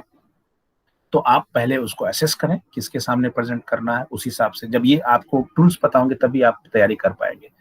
टाइम 2 घंटे का बताया हमने कि 1 घंटा प्रेजेंट करना है, 1 घंटा क्वेश्चन आंसर करना है आपको, तो इसके लिए भी तैयार रहना है। बहुत कंफर्टेबली क्लियरली खड़े होकर तैयार करना है उस दिन। ड्रेसिंग भी आप ऐसा कीजिए, बहुत सारे लोग होते हैं कि ओवर ड्रेसिंग कर लेते हैं या ज्यादा ध्यान उस पर कर लिया तो बार बार वही ध्यान जाता है, आप खुद को डिस्ट्रैक्ट करेंगे या फिर दूसरा आपको देख के डिस्ट्रैक्ट होगा। ठीक है, स्पेलिंग एंड ग्रामर ये बेसिक नीड्स होता है कि जो स्लाइड पे आप लिख रहे हैं उसकी स्पेलिंग ग्रामर, या फिर उर्दू लिख रहे हैं तो हिंदी उसका हिंदी लिख रहे हैं तो जो भी उसके संधि विच्छेद सब सारी चीज अच्छे से देख लें। ठीक है, और कभी भी प्रेजेंटेशन को आप रीड ना करें।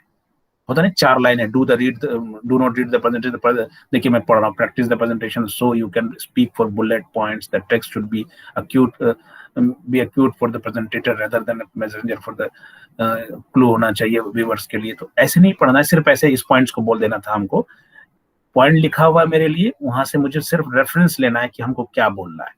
तो हमने इस पे ना पढ़ के ये बोलना चाहिए था कि देखिए कभी आपको लाइंस को पढ़ना नहीं है, क्योंकि ये जो लाइंस या बुलेट जो लिखे होते हैं वो आपके लिए क्यों होते हैं, ना कि उसके लिए व्यूअर्स के लिए होते हैं। इसलिए हमेशा आपको जो बुलेट्स है उसको खुद पढ़ना है। तो ये हो गई बात है।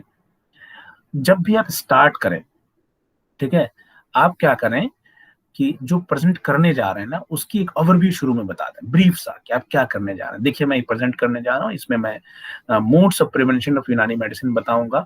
प्रिवेंशन देखिए आप सब बोलेंगे क्या है ये, तो आप पहले ही बता दीजिएगा।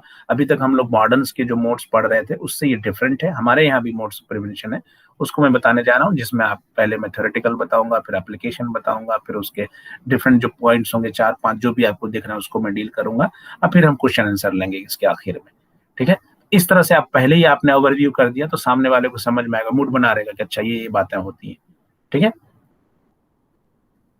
कभी कभी आपको देखिएगा कि जो बुलेट पॉइंट्स ना, जैसे मैं यहाँ पे 15-16 लाइन लिखी हुई है या 15 लाइन, ये सब एक बार आ जाएगी। जैसे आपको आ गया है तो आप क्या करेंगे, जो सामने वाला जो देख रहा है वो खाली पढ़े जा रहा है उसको, तो अभी चूंकि मूव नहीं कर रहा है, नहीं तो मूविंग में देखते हैं आप एक एक लाइन एक बार आती, तो सारी बुलेट जब एक के बाद एक आएगी, जैसे मान लिया पहली लाइन है प्लान केयरफुल या सब नहीं आई, तो सिर्फ उस पर आप फोकस कर। दूसरा आएगा डू योर रिसर्च, तो फिर वो दूसरे पे आप कंसंट्रेट कर रहे हैं। इसी तरह से लाइन आती जाएगी। और एक तरीका ये भी होता है कि जो लाइन चली गई उसको डिसअपियर भी कर दे, तो वो हाइपर हो जाता है, उसमें ज्यादा नहीं करना, लाइन आने दीजिए एक के बाद एक।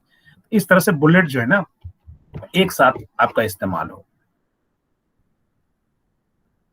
इसलिए आपको कहते हैं कि जब भी आप प्रेजेंट कर रहे होते हैं तो अपने हाथ में रखिए आप इनपुट्स आपके, कि जैसे स्लाइड मूव करनी हो तो आपने खुद क्लिक किया, या फिर वायर वाले माउस रख लीजिए या वायरलेस माउस रख लीजिए आप, तो दूर से आपने उसको दूर से आपने क्लिक किया और वो चेंज हो गई स्लाइड। नहीं तो हर बार आपको क्या बोलना है, नेक्स्ट नेक्स्ट बोल बोल के आप जो है ना थका देंगे, फिर वो सामने वाला भी बोरिंग होगा।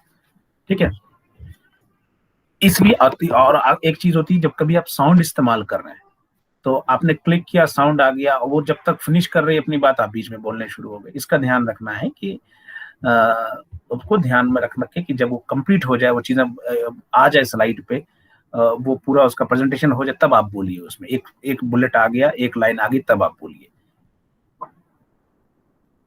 अच्छा, अगर लगे कि आप कुछ मटेरियल्स ऐसे हैं जो आपके बहुत डाटाज हैं जिसको आपको बताना जरूरी है, स्लाइड पे आप नहीं लिख सकते हैं, तो आप उसको बेहतर है कि आप उसका प्रिंट कर लीजिए। ठीक है, उसको प्रिंट करके और पहले ही डिस्ट्रीब्यूट कर दीजिए आप लोगों में। जैसे कुछ मैसेज आपको बताना, आपको मन में है कि हम बताएंगे यूनानी कितना इफेक्टिव है कोविड-19 में, प्रेजेंटेशन दे लिया और जितने लोग हैं उसको आपने पहले ही उसको मान दिया, तो एक मैसेज ये भी हो गया कि प्रिंटेड फॉर्म में उसके पास चला गया। अब उसके पास जो चीजें चली गई तो वो बंदा पहले से अवेयर, अब आपको सुनेगा वो, क्योंकि एक लाइन आपने लिखा है डू योर रिसर्च। ठीक है, अब रिसर्च में क्या करना है, जो बातें 1 मिनट हमने बताई वो तो आपको बोलना है ना, तब वो आपको सही से सुनेगा। इसलिए आप जब ये काम करें तो आप इसमें केयरफुली आप इस चीज को करें कि आप पहले से उसको प्रिंट करके उन चीजों को डिस्ट्रीब्यूट कर दें। ऐसा होता भी है। और कभी भी आप अपना बैक ऑडियंस की तरफ ना रखें, ऑलवेज फेस द ऑडियंस। जो आपका व्यूअर्स है उसको सामना सामनी देखिए। ये चीजें आपके अंदर कॉन्फिडेंस लाएंगी। और जब आप फेस को, जो फेस देख रहा है, जैसे अपने क्लास में आपको 6-7 लोग होंगे, 14 आंखें होंगी जो आपको देख रही होंगी, पहले प्रेजेंटेशन में जब इनको आप फेस कीजिएगा, आपका जब दूसरा प्रेजेंटेशन आएगा आप खुद देखिएगा कितना चेंज आया आपके अंदर, कितना स्मार्टली आप उसको वो आप उन लोगों को आप जो फेस कर पा रहे हैं। प्रेजेंटेशन में जो सबसे बड़ी दिक्कत होती है वो होता है डर। जो वेगस नर्व है आपकी स्टिमुलेट हो जाती है, आपको मन में लगता है कि मैं अच्छा कर पा रहा हूँ, मैं कैसा दिख रहा हूँ, पॉइंट जो मैं रख रहा हूँ सही है कि नहीं है। इन चीजों को सोचने के चक्कर में मेरा कैसा होगा, पहले जो दिया उससे कंपेरेटिवली कैसा होगा, मैं पहली बार दे रहा हूँ, दूसरा वाला मुझसे अच्छा कर देगा तो फिर क्या मेरी इमेज रहेगी। इन सारी चीजें, बम्बार्डमेंट ऑफ क्वेश्चंस आपके दिमाग में आ रहे होंगे, ठीक है। और ये सबसे ज्यादा अच्छा आपकी प्रैक्टिस तब होगी जब सामने फेस करके आप बातें करेंगे। बहुत सारी चीजें 1-2 मिनट में आप नॉर्मल हो जाएंगे। बेहतर है कि आप प्रेजेंटेशन जब स्टार्ट करें तो डायरेक्ट आप जंपिंग टू टॉपिक ना, आप पहले कुछ बात करें ऑडियंस से। आपको डर लग रहा हो, आप थोड़ा घबरा रहे हैं, आप ऑडियंस से बात करें। स्लाइड सही आ रही है, आप देख पा रहे हैं, ठीक रहेगा आपके लिए, आप लोग कंफर्टेबल हो गया, अब मैं शुरू करूं। देखिए, मैं ये प्रेजेंटेशन था मेरा, वो तैयारी प्रेजेंटेशन जो आपने तैयार किया उसकी तैयारी के प्रोसेस को 2 मिनट बात कर लीजिए, जिन लोगों ने हेल्प किया उसकी बात कर लीजिए, ठीक है। तो ये सारी चीजें जब आप करेंगे तब तक आप सेटल डाउन हो जाएंगे, 1 से 2 मिनट में आप सेटल डाउन हो जाएंगे। इस चीज का हमेशा ध्यान रखें, ठीक है। जब भी आप प्रेजेंटेशन दें तो आप हमेशा ऑडियंस की तरफ मुंह ना करें, वो बैक ना करें, उनको देखें। और अगर जैसे आपने कहीं पे खड़े होके देना है, आपको पोडियम पे बात करनी है, आपके साथ अगर वो है क्या कहते हैं, आपको डेस्कटॉप है तो उसकी तरफ देखिए, नहीं तो बहुत जगह ऐसा होता है कि कोई और चला रहा होता है डेस्कटॉप, तो आप पॉइंटर्स अपने पास ले लीजिए कि पॉइंटर्स यूज करके उस चीज को फोकस कर सकते हैं, या मॉनिटर अपने तो खुद से चला लीजिए। तो ये सारी चीजों का हमेशा ध्यान रखना है कि अभी आप जब भी पब्लिक गैदरिंग में या डिपार्टमेंट प्रेजेंटेशन कर रहे होते हैं, इन चीजों का जब ध्यान रखेंगे तो फिर वो बातें जो आप कर रहे होते हैं बहुत ईजिली आप उसको कन्वे कर पाएंगे। अदरवाइज नहीं तो फिर आपको दिक्कत होगा। So it was all about the today's how to design your effective presentation, effective PowerPoint presentation. ये बहुत सिंपल वे में जो बेसिक्स था इसका मैंने आपको बताया। आप लोग से अगर ये चूंकि मूव आउट नहीं कर पा रहे हैं तो थोड़ी से ये मूविंग स्लाइड्स थी, और जो डायरेक्ट आपको द एंड दिख रहा है ये मूव करके आता, ताकि आपको इससे पता चलता। भेज दूंगा मैं स्लाइड, आप लोग चला के खुद भी देख लीजिएगा इसको, तो आपके काम आएगा इंशाल्लाह। ये इससे रिलेटेड कोई भी सवाल हो तो आप ट्रूली पूछ सकते हैं। कोई दिक्कत आए किसी तरह की, और बहुत सारे हो सकता है कि आप लोग में आपने पहली बार नहीं बनाया होगा तो आपको दिक्कत होगी, पावर पॉइंट प्रेजेंटेशन जिसने भी नहीं बनाया है। तो इससे रिलेटेड अगर कोई सवाल हो तो आप पूछ सकते हैं। और पहला प्रेजेंटेशन 18 को है, या तो मरियम करे या फिर कोई आप लोग में से एक बहादुरी दिखा के उस दिन ले लीजिए। आप 18 के बाद जो सेकंड वाला है उस पर वो कर देंगे। तो ये तो म्यूचुअल है, आप लोग आपस में कर सकते हैं। इस तरह के म्यूचुअल्स करने भी चाहिए, लेकिन इसको हैबिट नहीं बनाना है कि हर बार जो मेरा टाइम है उस पर किसी को एक्सचेंज कर लेंगे, तो फिर पता चला कि आपकी तैयारी नहीं हुई और आपने जो है फिर वो दूसरे से उसको एक्सचेंज कर लिया। तो ये हैबिट नहीं, अगर कोई जेन्युइन रीजन है किसी का तो उसको ध्यान में रखा जाएगा। कोई सवाल हो इससे रिलेटेड आप लोग पूछ सकते हैं। अदरवाइज चूंकि आज एक इनफॉर्मल प्रेजेंटेशन था जिसमें सवाल, फिर भी क्वेश्चंस जो भी आपके मन में आ रहे हो इसको बनाने को लेके या फिर इसकी टेक्निकलिटी को लेके, तो आप सवाल पूछ सकते हैं।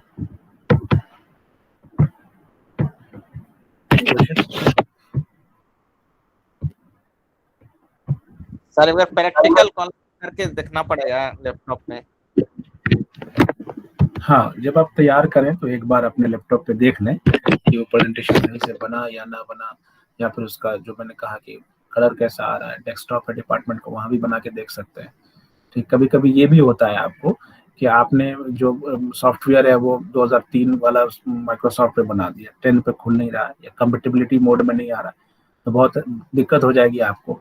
तो पहले से ही उसको मेल कर लें, पहले से ही दूसरे उस पर रख लें, आप अपने साइड पे पेन ड्राइव में रख लें या उस तरह से कंपेटेबल मोड में उसको ओपन कर लें। देखिए, हेडिंग का अभी रागिब ने सवाल पूछा है। हेडिंग जनरली आपको 32 से लेके मैक्सिमम 44 तक रेंज आता है, ठीक है। और जो आपका 18 से लेके 28 तक का रेंज होता है आपको नीचे अंदर के मैटर का। 5 लाइन लिखनी है तो 28 वाला फॉन्ट आप इस्तेमाल कर सकते हैं अंदर में। अगर आपको 10 लाइन लिखनी है जो जनरली नहीं लिखना चाहिए तो वो आपको फिर 12-18 के फॉन्ट में आना है। अच्छा, फिर वो उसकी भी कुछ कभी कभी सब हेडिंग्स होती हैं। जैसे पिछली बार प्रेजेंटेशन था मेरा, मेथोलॉजी पढ़ा रहा था, उसमें सब हेडिंग्स भी होते थे।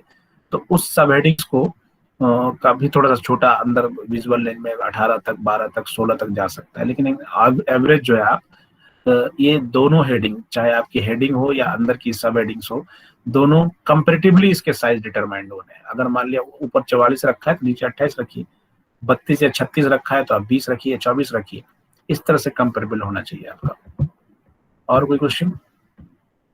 सर जो आपने पेपर पढ़ने के लिए बोला है उसके मतलब रेफरेंस भी उसका फिर देना पड़ेगा कि हमने इस हाँ। पेपर से इनके पेपर से निकाला है ये चीज? बिल्कुल बिल्कुल, जो चीजें आप कहीं पे लिखते हैं तो बॉटम में उसके रेफरेंस लिख दीजिए, या फिर वहीं पे जहां आपने मैटर लिखा है तो नीचे में एकदम छोटे से स्मॉलेस्ट उसमें, कि आदमी बहुत गौर से देखे तो पढ़ ले। और चूंकि आपसे पूछा जाएगा ना कहाँ से आपने थॉट्स लाया, दूसरे नहीं भी पूछा जाएगा, तो आपको अपने बात को ज्यादा स्ट्रांगली रखने के लिए आपको रेफरेंस देना होगा। आपके जो थॉट्स हैं वो अलग होंगे, लेकिन जब कोई काम हुआ है पहले, या कोई बातें हो गई है उस पर, या कोई रिसर्च हो गया उस पर, तो better to give the reference. तो रेफरेंस नीचे लिख दीजिए उसका। 1 से 2 लाइन में मैक्सिमम रेफरेंस आ जाता है एक जनरल का, बुक का तो 1 लाइन में मैक्सिमम आ जाता है। और कोई क्वेश्चन? सर जैसे मेरा टॉपिक है मोड ऑफ प्रिवेंशन, तो इसके ऊपर मैं जो स्लाइड्स बनाऊंगी तो उसमें मैं अपने पॉइंट्स रख के बनाऊंगी, या फिर मतलब बुक से मैंने कुछ निकाला है वो सारी चीजें मतलब बुक से मैं लिखूंगी, या मतलब किस तरह से अपने पॉइंट्स बेसिकली स्लाइड्स में रखने हैं? मोड ऑफ प्रिवेंशन पे जब आप बात करेंगी तो आपने जी। बनाना है स्लाइड लगभग 1 घंटे का। 1 घंटे के स्लाइड में मुझे लगता है कि 30 के आसपास, कम से कम 30 स्लाइड आपकी लगेगी 1 घंटा जब आप प्रेजेंट करेंगी। तो उस 30 स्लाइड पर स्लाइड पे 4 से 5 लाइन लिखेंगी आप, ठीक है। तो आपकी लाइन 2 तरह से होगी। एक तो आप सिर्फ लाइन लिख दे, जैसे आपने हेडिंग लिखा कि what is the mode of prevention in रानी, आपने नीचे लिखा 4 या 5 या 6, तो 6 लाइन लिखाई आपकी। अब जो 6 लाइन है, पहला मैंने रखा एक्स, दूसरा वाई जेड। तो एक्स एक वर्ड आपने सिर्फ लाइन लिखी, लेकिन इसके पीछे आपके कई लाइंस हो सकते हैं। जैसे मोड ऑफ प्रिवेंशन में एक इस्तेफराग आता है, तब इस्तेफराग के कितने तरीके, 5-6 तरीके, बहुत नोन और कॉमन तरीके हैं इस्तेफराग के। तो आपने सिर्फ इस्तेफराग हेडिंग लिखा, उसके बारे में पॉइंट्स उन इस्तेफराग के छोटे छोटे नाम से लिख दिए। नेक्स्ट स्लाइड पे फिर इस्तेफराग की हेडिंग देकर के उसके बारे में 4 पॉइंट बना के, ये इस्तेफराग क्या होगा, ये इस्तेफराग क्या होगा, इस इस्तेफराग में कौन सी कोआ इस्तेमाल होगी, किन किन भी, जैसे मान लिया एक इस्तेफराग आपने क के थ्रू कराया है ना, तो ये भी इस्तेफराग का टाइप हुआ। अब आपको डिटेल में देना है कि कै की तरह कै की के जरिए से इस्तेफराग कराने से किन किन बीमारियों का प्रिवेंशन हम कर सकते हैं। तो पहले हेडिंग में तो आपने 4 लिख दिया, उस 4 के बाद फिर चारों का, फिर उस चारों के बाद उनका डिटेल। तो इस तरह से स्लाइड बनाना है आपको। बाकी जो मैटर्स है वो ज्यादा ना लिख के आप उसको याद कर लीजिए, या उसको जो है पहले से प्रिंट कर लीजिए, पढ़ा दे दीजिए लोगों को। और एकदम ही कम नहीं लिखना है बुलेट्स, थोड़े थोड़े मैटर्स शुरू में, पहला प्रेजेंटेशन है तो 2-2 लाइन 3-3 लाइन आप लिखें उसमें। आप खास के जहाँ पे कोई अगर उसका वो आ रहा है आपको, आई मीन की डेफिनेशंस आ रही है, तो उसको आप जरूर लिखें, ठीक है। उर्दू की कहीं लाइन आ रही है तो बेहतर है कि उर्दू की वही लाइन लिख दीजिए, क्योंकि बहुत सारी बातें उर्दू की ऐसी है जो शायद अभी आप क्लियरली उसको डिफाइन या फिर ट्रांसलेट ना कर पाए, या कुछ उस एज इट इज चीजों को सामने प्रेजेंट करने के लिए जरूरी होता है उसी टेक्स्ट को एज इट इज रख देना। खासकर डेफिनेशन के मामले में होता है कि आप एक वर्ड इधर से उधर नहीं कर सकते। इस तरह जो थॉट्स होते हैं तिब्बा के, उनको एज इट इज आप वहां रख दीजिए। तो इस तरह से आप प्रेजेंट करते जाइए। कहीं पे डेफिनेशन है, कहीं पे 2 तगड़ा लाइन लिखा हुआ तो उसको वहां भी आप लिख सकते हैं, ठीक है। जो कहीं पेपर से आपने उठाया, उस पेपर ने फिर देखिए कहाँ से रेफरेंस लिया, तो उसको भी आपको चेक करना है कि इसने कोई पेपर लिख दिया और रेफरेंस दे दिया, वो बुक में वो मिल ही नहीं रहा है। तो इसलिए कोई भी रिसर्च पेपर को जब आप फॉलो करें, तो उसने जैसे मान लिया उसने कहा है कि कहीं पे लिखा हुआ है कि इस्तेफराग is the mode of prevention Unani, और उसने लिखा कि हमने देखा है इसको अल कानून में, पेज नंबर इतना पे, वॉल्यूम इतना, इतने एडिशन में। तो आपको अल कानून का वो एडिशन, वो पेज खोल के कंफर्म करना है कि उसमें है कि नहीं। नहीं है तो आप लिखिए कि इसने ऐसी बात लिखी है लेकिन बुक में मुझे नहीं मिली। तो एक आपने उस पेपर को रिफाइन कर दिया। अभी हम लोग एक तरह का प्रेजेंटेशन और करेंगे डिपार्टमेंट में, ठीक है। और उसमें क्या होता है कि किसी भी रिसर्च पेपर के बारे में, जर्नल क्लब कहलाता है वो, उसमें क्या करता है, कोई एक जर्नल का कोई पेपर हम लोग निकालते हैं, उस पेपर को डिस्ट्रीब्यूट कर देंगे 10 दिन पहले, 15 दिन पहले। और उसी पेपर को, जैसे हमने एक पेपर लिखा कि अलरकान theory of origin continuation of life, misunderstood and ignored, ये मेरा एक पेपर है रियल का। इस पेपर को अगर मुझे प्रेजेंट करना है कि भाई एक मैंने दिया रागिब को या समीउल्लाह को कि आपको इसका जनरल क्लब में डिस्कस करना है, उस पेपर को पूरा पढ़िए, उस पेपर में मेथोलॉजी फॉलो हुआ कि नहीं, उस पेपर में जो पॉइंट्स दिया उसका रेफरेंस सही है कि नहीं, उसमें जो बातें कहीं सही नहीं, उस पूरे पेपर को आपको डिफेंड करना है, उस पेपर का अगेंस्ट भी लिखना है। आप जब पेपर लिख रहे होंगे, देखिए लिखिएगा तो आपका भी कोई ना कोई जनरल क्लब में डिस्कस करेगा, तो हम जब रेफरेंस लेंगे कहीं पे उसको चेक करते हैं, तो अननोइंगली हम ये काम भी करते हैं कि उस पेपर की ऑथेंटिसिटी को चेक करते हैं, और फिर आपको भी सपोर्ट मिल जाता है कि ये चीज वाकई बुक में थी, इन्होंने पेपर लिखा हुआ है। तो आप जो रेफरेंस दे रहे हैं वो रेफरेंस आपका तगड़ा हो गया, वो रेफरेंस आपका साउंड हो गया। तो इसलिए प्रेजेंटेशन जब बना रहे हैं तो पहली बार तो आप ये कोशिश करें कि जितना मैटर है सबको लिख लीजिए। जैसे एक बुक में 5 पेज पढ़ा, जल्दी से उसको फोटो स्टेट करके अलग कीजिए। जिस तरह से आप प्रेजेंटेशन तैयार करेंगे, मैं बता दे रहा हूँ कि सबसे पहले जो टॉपिक है उस टॉपिक पे आप मॉडर्न पढ़िए, उस टॉपिक पे यूनानी जहां जहां मिले, नहीं मिल रहा है तो पूछिए सबसे, आज से लग जाए उसको इकट्ठा एक जगह कीजिए। जब इकट्ठा हो जाए तो उसको आप पढ़िए, फिर उस पढ़ने के बाद उसमें से पॉइंट्स निकाल निकाल के आपके पावर पॉइंट प्रेजेंटेशन में आएगा। क्योंकि हो सकता है 50 पेज आपको पढ़ना पड़े, 50 पेज तो आप लिख नहीं सकते प्रेजेंटेशन में। पॉइंट्स, बुलेट्स बना के, फिगर्स बना के, कुछ पिक्चर्स डाल के आपको रिप्रेजेंट करना है। Presentation is different from the synopsis preparation. वहाँ चीजें लिखते हैं, यहाँ पे कम से कम बातें कह के, मैंने कहा कि जो बुलेट्स लाइंस लिखते हैं आप ना, हेडिंग्स लाइंस, वो लाइन आपके सपोर्ट के लिए होता है, ना कि व्यूवर्स के लिए होता है। एनी क्वेश्चन, और कोई सवाल? सर मेरा टॉपिक है यूनानी इन वबा। सर मेरा टॉपिक है यूनानी इन वबा, इस ताल्लुक से सर कुछ हेल्प कीजिए सर, कौन कौन सी किताबें हमें देखनी चाहिए इस बारे में यूनानी की? हाँ, वबा के ताल्लुक से सबसे पहली बात यह है कि वबा को जो अपने यहाँ डिफाइन किया गया है वो कम्युनिकेबल डिजीज में से है। ठीक है, मॉडर्न की बात मैं कर रहा हूँ, यानी एक से दूसरी जगह कम्युनिकेट करता है। तो ये सबसे पहले जो कम्युनिकेबल डिजीज है उसको मॉडर्न से पढ़िए। ठीक है, मॉडर्न से पढ़ के और चैनल ऑफ कम्युनिकेशंस को जरूर पढ़िए आप, कि किस चैनल से चीजें कम्युनिकेट कर रही हैं। ठीक है, एक मिनट आप लोग वेट करेंगे।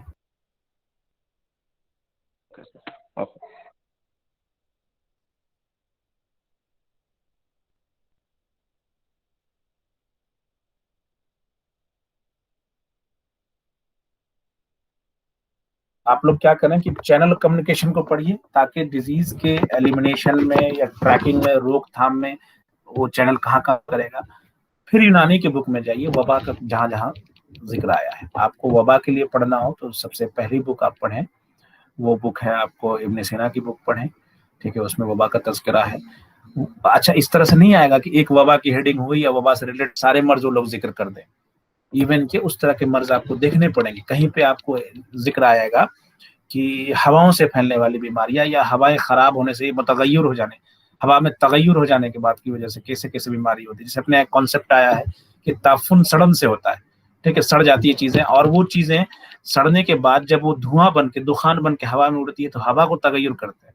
कॉन्सेप्ट आया कि हवा के खुद के कंटेंट में अगर तगय्युर आ जाए तो बीमारी पैदा हो जाएगी। आप समझ गए कि हवा के कंटेंट में क्या क्या ऑक्सीजन है और जो सारी चीजें उसमें जुड़ी हुई है, नाइट्रोजन है और कार्बन डाइऑक्साइड और डिफरेंट जो चीजें जुड़ी हुई है, उनके कॉन्स्टिट्यूएंसी में अगर दिक्कत होगी तो बीमारी होगी। इस तरह की चीजें यूनानी में लिखी हुई। तो आप इब्न सीना की बुक देखें, ब्रूनर वाला हमने शेयर नहीं किया, आजकल मैं आपको कर देंगे, ओरिजिनल इंग्लिश में जो है, या उर्दू की बुक से वो करें। दूसरी जो बुक देखें आप, उसमें देखें आप कामिलुस सना। कामिलुस सना जो है उसमें काफी अच्छा जिक्र है। उसके बाद जी, कामिलुस सना उर्दू आई हुई है, बहुत अच्छी बुक है, उसको आप देखें। उसके बाद आप देखें किताबुल कुल्लियात, और वो उसके साथ इब्न अबू मरवान की बुक है, और उसमें भी जिक्र है इसका, ये जो बुक किताबुल तहसीर। ठीक है, और फिर राजी की बुक देखें। राजी की बुक में 2 बुक है, आप देख सकते हैं। एक तो जुदरी व हसबा देख सकते हैं, जिसमें आपको बहुत सारा पता चलेगा। 2 डिजीज के बारे में तो 3 डिजीज 4 डिजीज तो उन्होंने डिस्कस ही किया है उस पर, और उसके साथ साथ उनकी जो है हावी देख लें। हावी में जो हिफ्ज़ान सेहत का जहाँ जिक्र है या बीमारियों का जिक्र है, वहाँ कहीं कहीं आपको बुखार में भी जिक्र आएगा, आपको वबा का, कि वबाई बुखार किस तरह से होता है, उसको कैसे कंट्रोल कर सकते हैं, यानी सिम्टम्स के हिसाब से भी जिक्र आएगा। तो पहले ये बड़ी चीजें आप देख लें, आप फिर जहाँ जहाँ जिक्र आता है उसको तुरंत उसको नोटिफाई कीजिए, उन चीजों को आप जो है ना वो क्लिक कीजिए या मोड़ के पेज को, उसको तुरंत आप उसका वो कर लें, फोटो स्टेट कर लें, या फिर स्कैन करके मोबाइल में रखते चले जाइए। तो इस तरह से चीजें, इसलिए कि ये नहीं कि आप 4 लाइन बता के निकल गए, जैसे पहला हमारा डिस्कशन हुआ था, तो कोई चीज बहुत ज्यादा नहीं लेके हम आ सके उस पर। अब हम एक्सपेक्ट करते हैं कि बजाय 1 घंटा आप उस पर बात करें, बहुत बड़ा टॉपिक है ये वो वाला। अगर आप इस पे चीजें निकाल के आ सकते हैं, कई तो पेपर में शेयर कर दूंगा जिसमें आप देख लेंगे उस पेपर से भी, और उस पेपर ने जहां जहां रेफरेंस दिया वहां से भी आप देख सकते हैं। एनी हो, और किसी को कुछ बात क्लियर हो गई रागिब? अब मेरा जो टॉपिक है possible incorporation of Unani medicine in various national health program, ये तो काफी वाइड होगा, या फिर किस तरीके से इसको हम कोरिलेट करेंगे? देखिए, टॉपिक आपकी पर्सनालिटी के हिसाब से ही वाइड दिया गया है, क्योंकि हम लोग समझते हैं कि आप निकाल ले आइएगा अच्छी से अच्छी चीज इंशाल्लाह। नेशनल हेल्थ प्रोग्राम्स 50 के आसपास प्रोग्राम्स, तो 15-20 से 50 से ज्यादा बीमारियों पे चल रहे हैं। National vector borne disease control programs आप देखिए, एक में कम से कम 6-7 डिजीज है, ठीक है। इसी तरह से आप NLEP देखिए, लेप्रोसी का चल रहा है अलग से, ठीक है। इसी तरह से एल्डरली केयर्स है, mother and child health care है, नॉन कम्युनिकेबल डिजीज है। तो इसमें आपको वो चीजें देखनी है जिसमें, ऐसे तो सारे प्रोग्राम्स को आपको जिक्र कर देना है, इसमें सारे प्रोग्राम्स का जिक्र करते हुए एक ओवरव्यू, किसमें क्या क्या हम कर सकते हैं अच्छे से। अब फिर उस पॉइंट्स पे आपको आ जाना है जहां आपका इंटरेस्ट ज्यादा है। हमने इस तरह की चीजें इसको आपको इसलिए दी ताकि आपका मैं मूड बना दूं कि आप इसी में से अपना सिनॉप्सिस भी निकाल लीजिए। इसी तैयारी के दौरान जब आप डाटा इकट्ठा कर रहे होंगे तो इसमें आपका सिनॉप्सिस के 2-3 सिनॉप्सिस के चांसेस आपके निकल आएंगे। जितने नेशनल प्रोग्राम्स हैं, आप कम्युनिकेबल डिजीज पे या नॉन कम्युनिकेबल डिजीज ही देख लीजिए ना। नॉन कम्युनिकेबल डिजीज में आपको 8 या 10 डिजीजों पे मिल जाएगा। अब फिर कम्युनिकेबल डिजीज है, अब फिर आपको जो है वो लाइफ स्टाइल, और फिर एल्डरली की है, बच्चों की है, फिर फूड प्रोग्राम्स हैं, ठीक है। तो सिर्फ RBS के में इमरान है देखा होगा, उसमें कितनी डिजीज आ जाती है, 4D जो वहाँ डिफाइन होता है। तो इस तरह से आपको बहुत सारी चीजें उसी में तो पहले तो सारे प्रोग्राम जो चल रहे हैं इफेक्टिव उसको इकट्ठा कीजिए, उसमें यूनानी का क्या इनकॉर्पोरेशन हो सकता है। अब फिर कुछ चुनिंदा जिसमें आप बेहतर कर सकते हैं, जितना ज्यादा जिन जिन प्रोग्राम्स में, जैसे मान लिया शमीम का प्रोग्राम भी आपके अंडर आ जाएगा। MCH में mother and child health care में यूनानी क्या कर सकता है, तो पहले तो प्रोग्राम से इकट्ठा कीजिए आप मॉडर्न के हिसाब से, ठीक है। उर्दू में भी लिफलेट्स आते हैं, नेट पे आपको मिल जाएगा, उर्दू, हिंदी, इंग्लिश, कन्नड़ा, सारे जो नेशनल प्रोग्राम्स हैं उसके सारी लैंग्वेज में लिफलेट्स अवेलेबल है। आप नेट पे दे सकते हैं, या फिर जो काम कर रहे हैं लोग RBS के में, NRHM में, उनसे बात कीजिएगा तो वो आपको प्रोवाइड कर देंगे। फिर उसके बाद जैसे मान लिया आपने देखा नॉन कम्युनिकेबल डिजीज, तो नॉन कम्युनिकेबल डिजीज में आपने क्या देखा, आपने डायबिटीज देखा। तो अब डायबिटीज पे यूनानी का जो कॉन्सेप्ट है कि यूनानी कैसे उसको लेता है, उसमें क्या हम कर सकते हैं बेहतर, वहां मामला क्या है कि हाइपोग्लाइसेमिक ड्रग देना है, और नहीं कंट्रोल में आया तो फिर आपको चले जाना है किस पे, इंसुलिन पे। फिर भी आप आज तक एक भी पेशेंट को शायद नहीं देखे होंगे जो हाइपोग्लाइसेमिक ड्रग लेते लेते ठीक होके आ गया हो। धीरे धीरे उसको दवा की डोज बढ़ती जाती है, फिर लीवर गया, किडनी गया, आखिर में डॉक्टर कहता है कि आप कंट्रोल में नहीं, आपने खाना नहीं सही से खाया इतना दिनों तक, अब आप इंसुलिन लीजिए। फिर वो धीरे धीरे वो नेचुरल मौत नहीं होती, अर्ली कहते हैं इमेच्योर डेथ होती है ऐसे। नॉन कम्युनिकेबल डिजीज वालों की लेंथी लाइफ तो होती है, लेकिन इमेच्योर डेथ होती है, जितना वो उस डिजीज के बिना जी पाता था उससे पहले चला जाता है। तो इसमें आप इनकलकेट कीजिए कि सेफेस्ट इफेक्टिव यूनानी ड्रग क्या हो सकती है।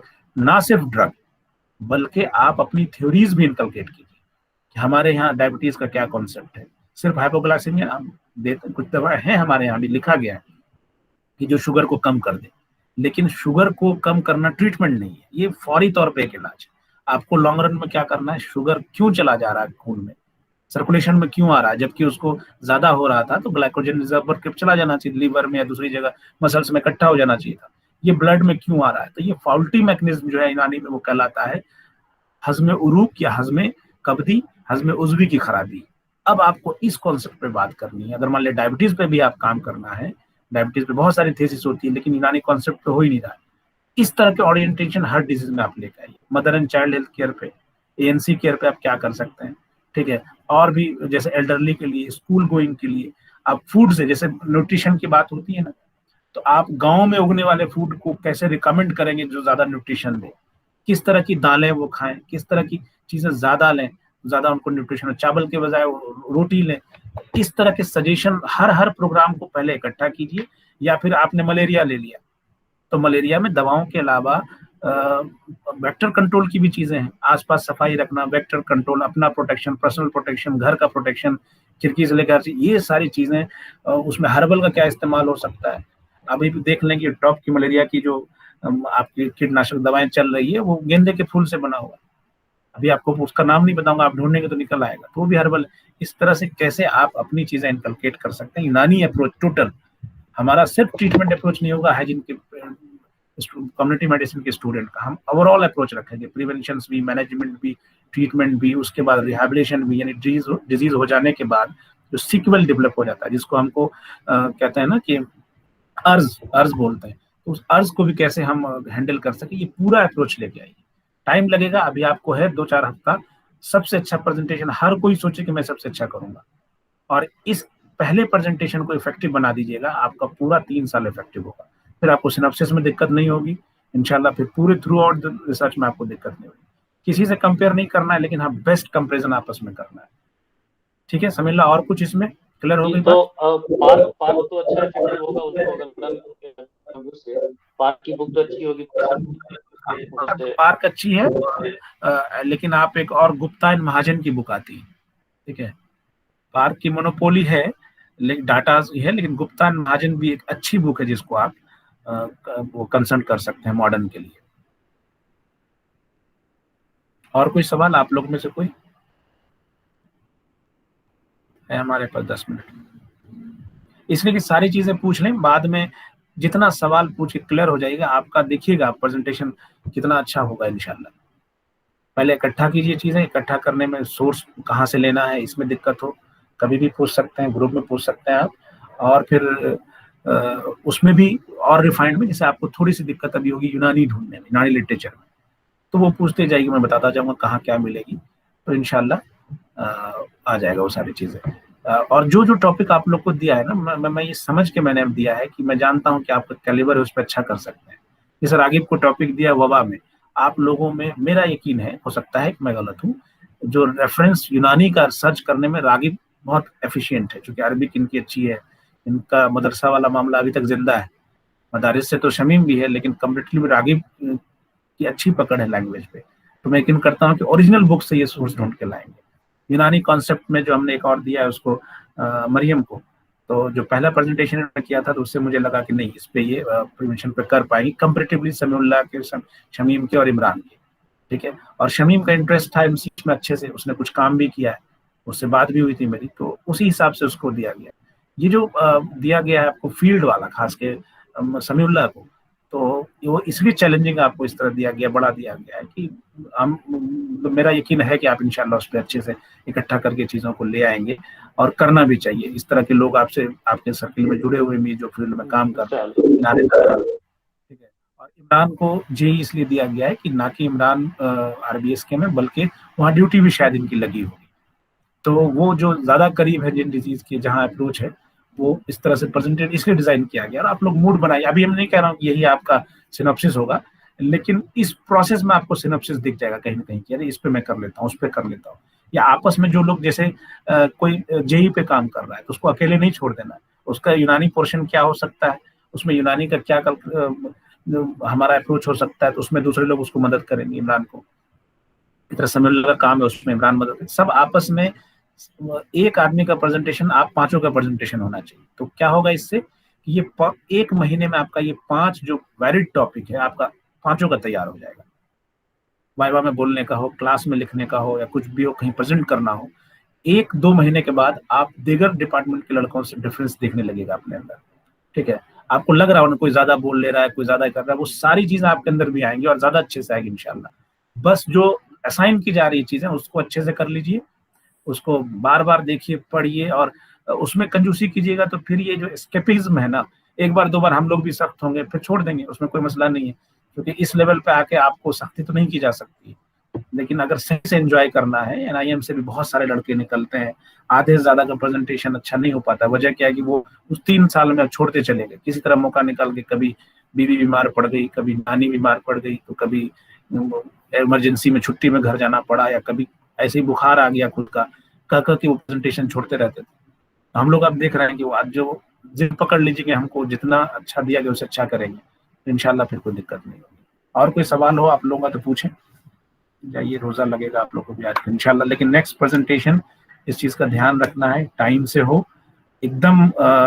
3 बजे हम लोग को सबको ऑनलाइन हो जाना है, अगर तब तक कोविड का मामला नहीं रहा तो, चलता रहा तो।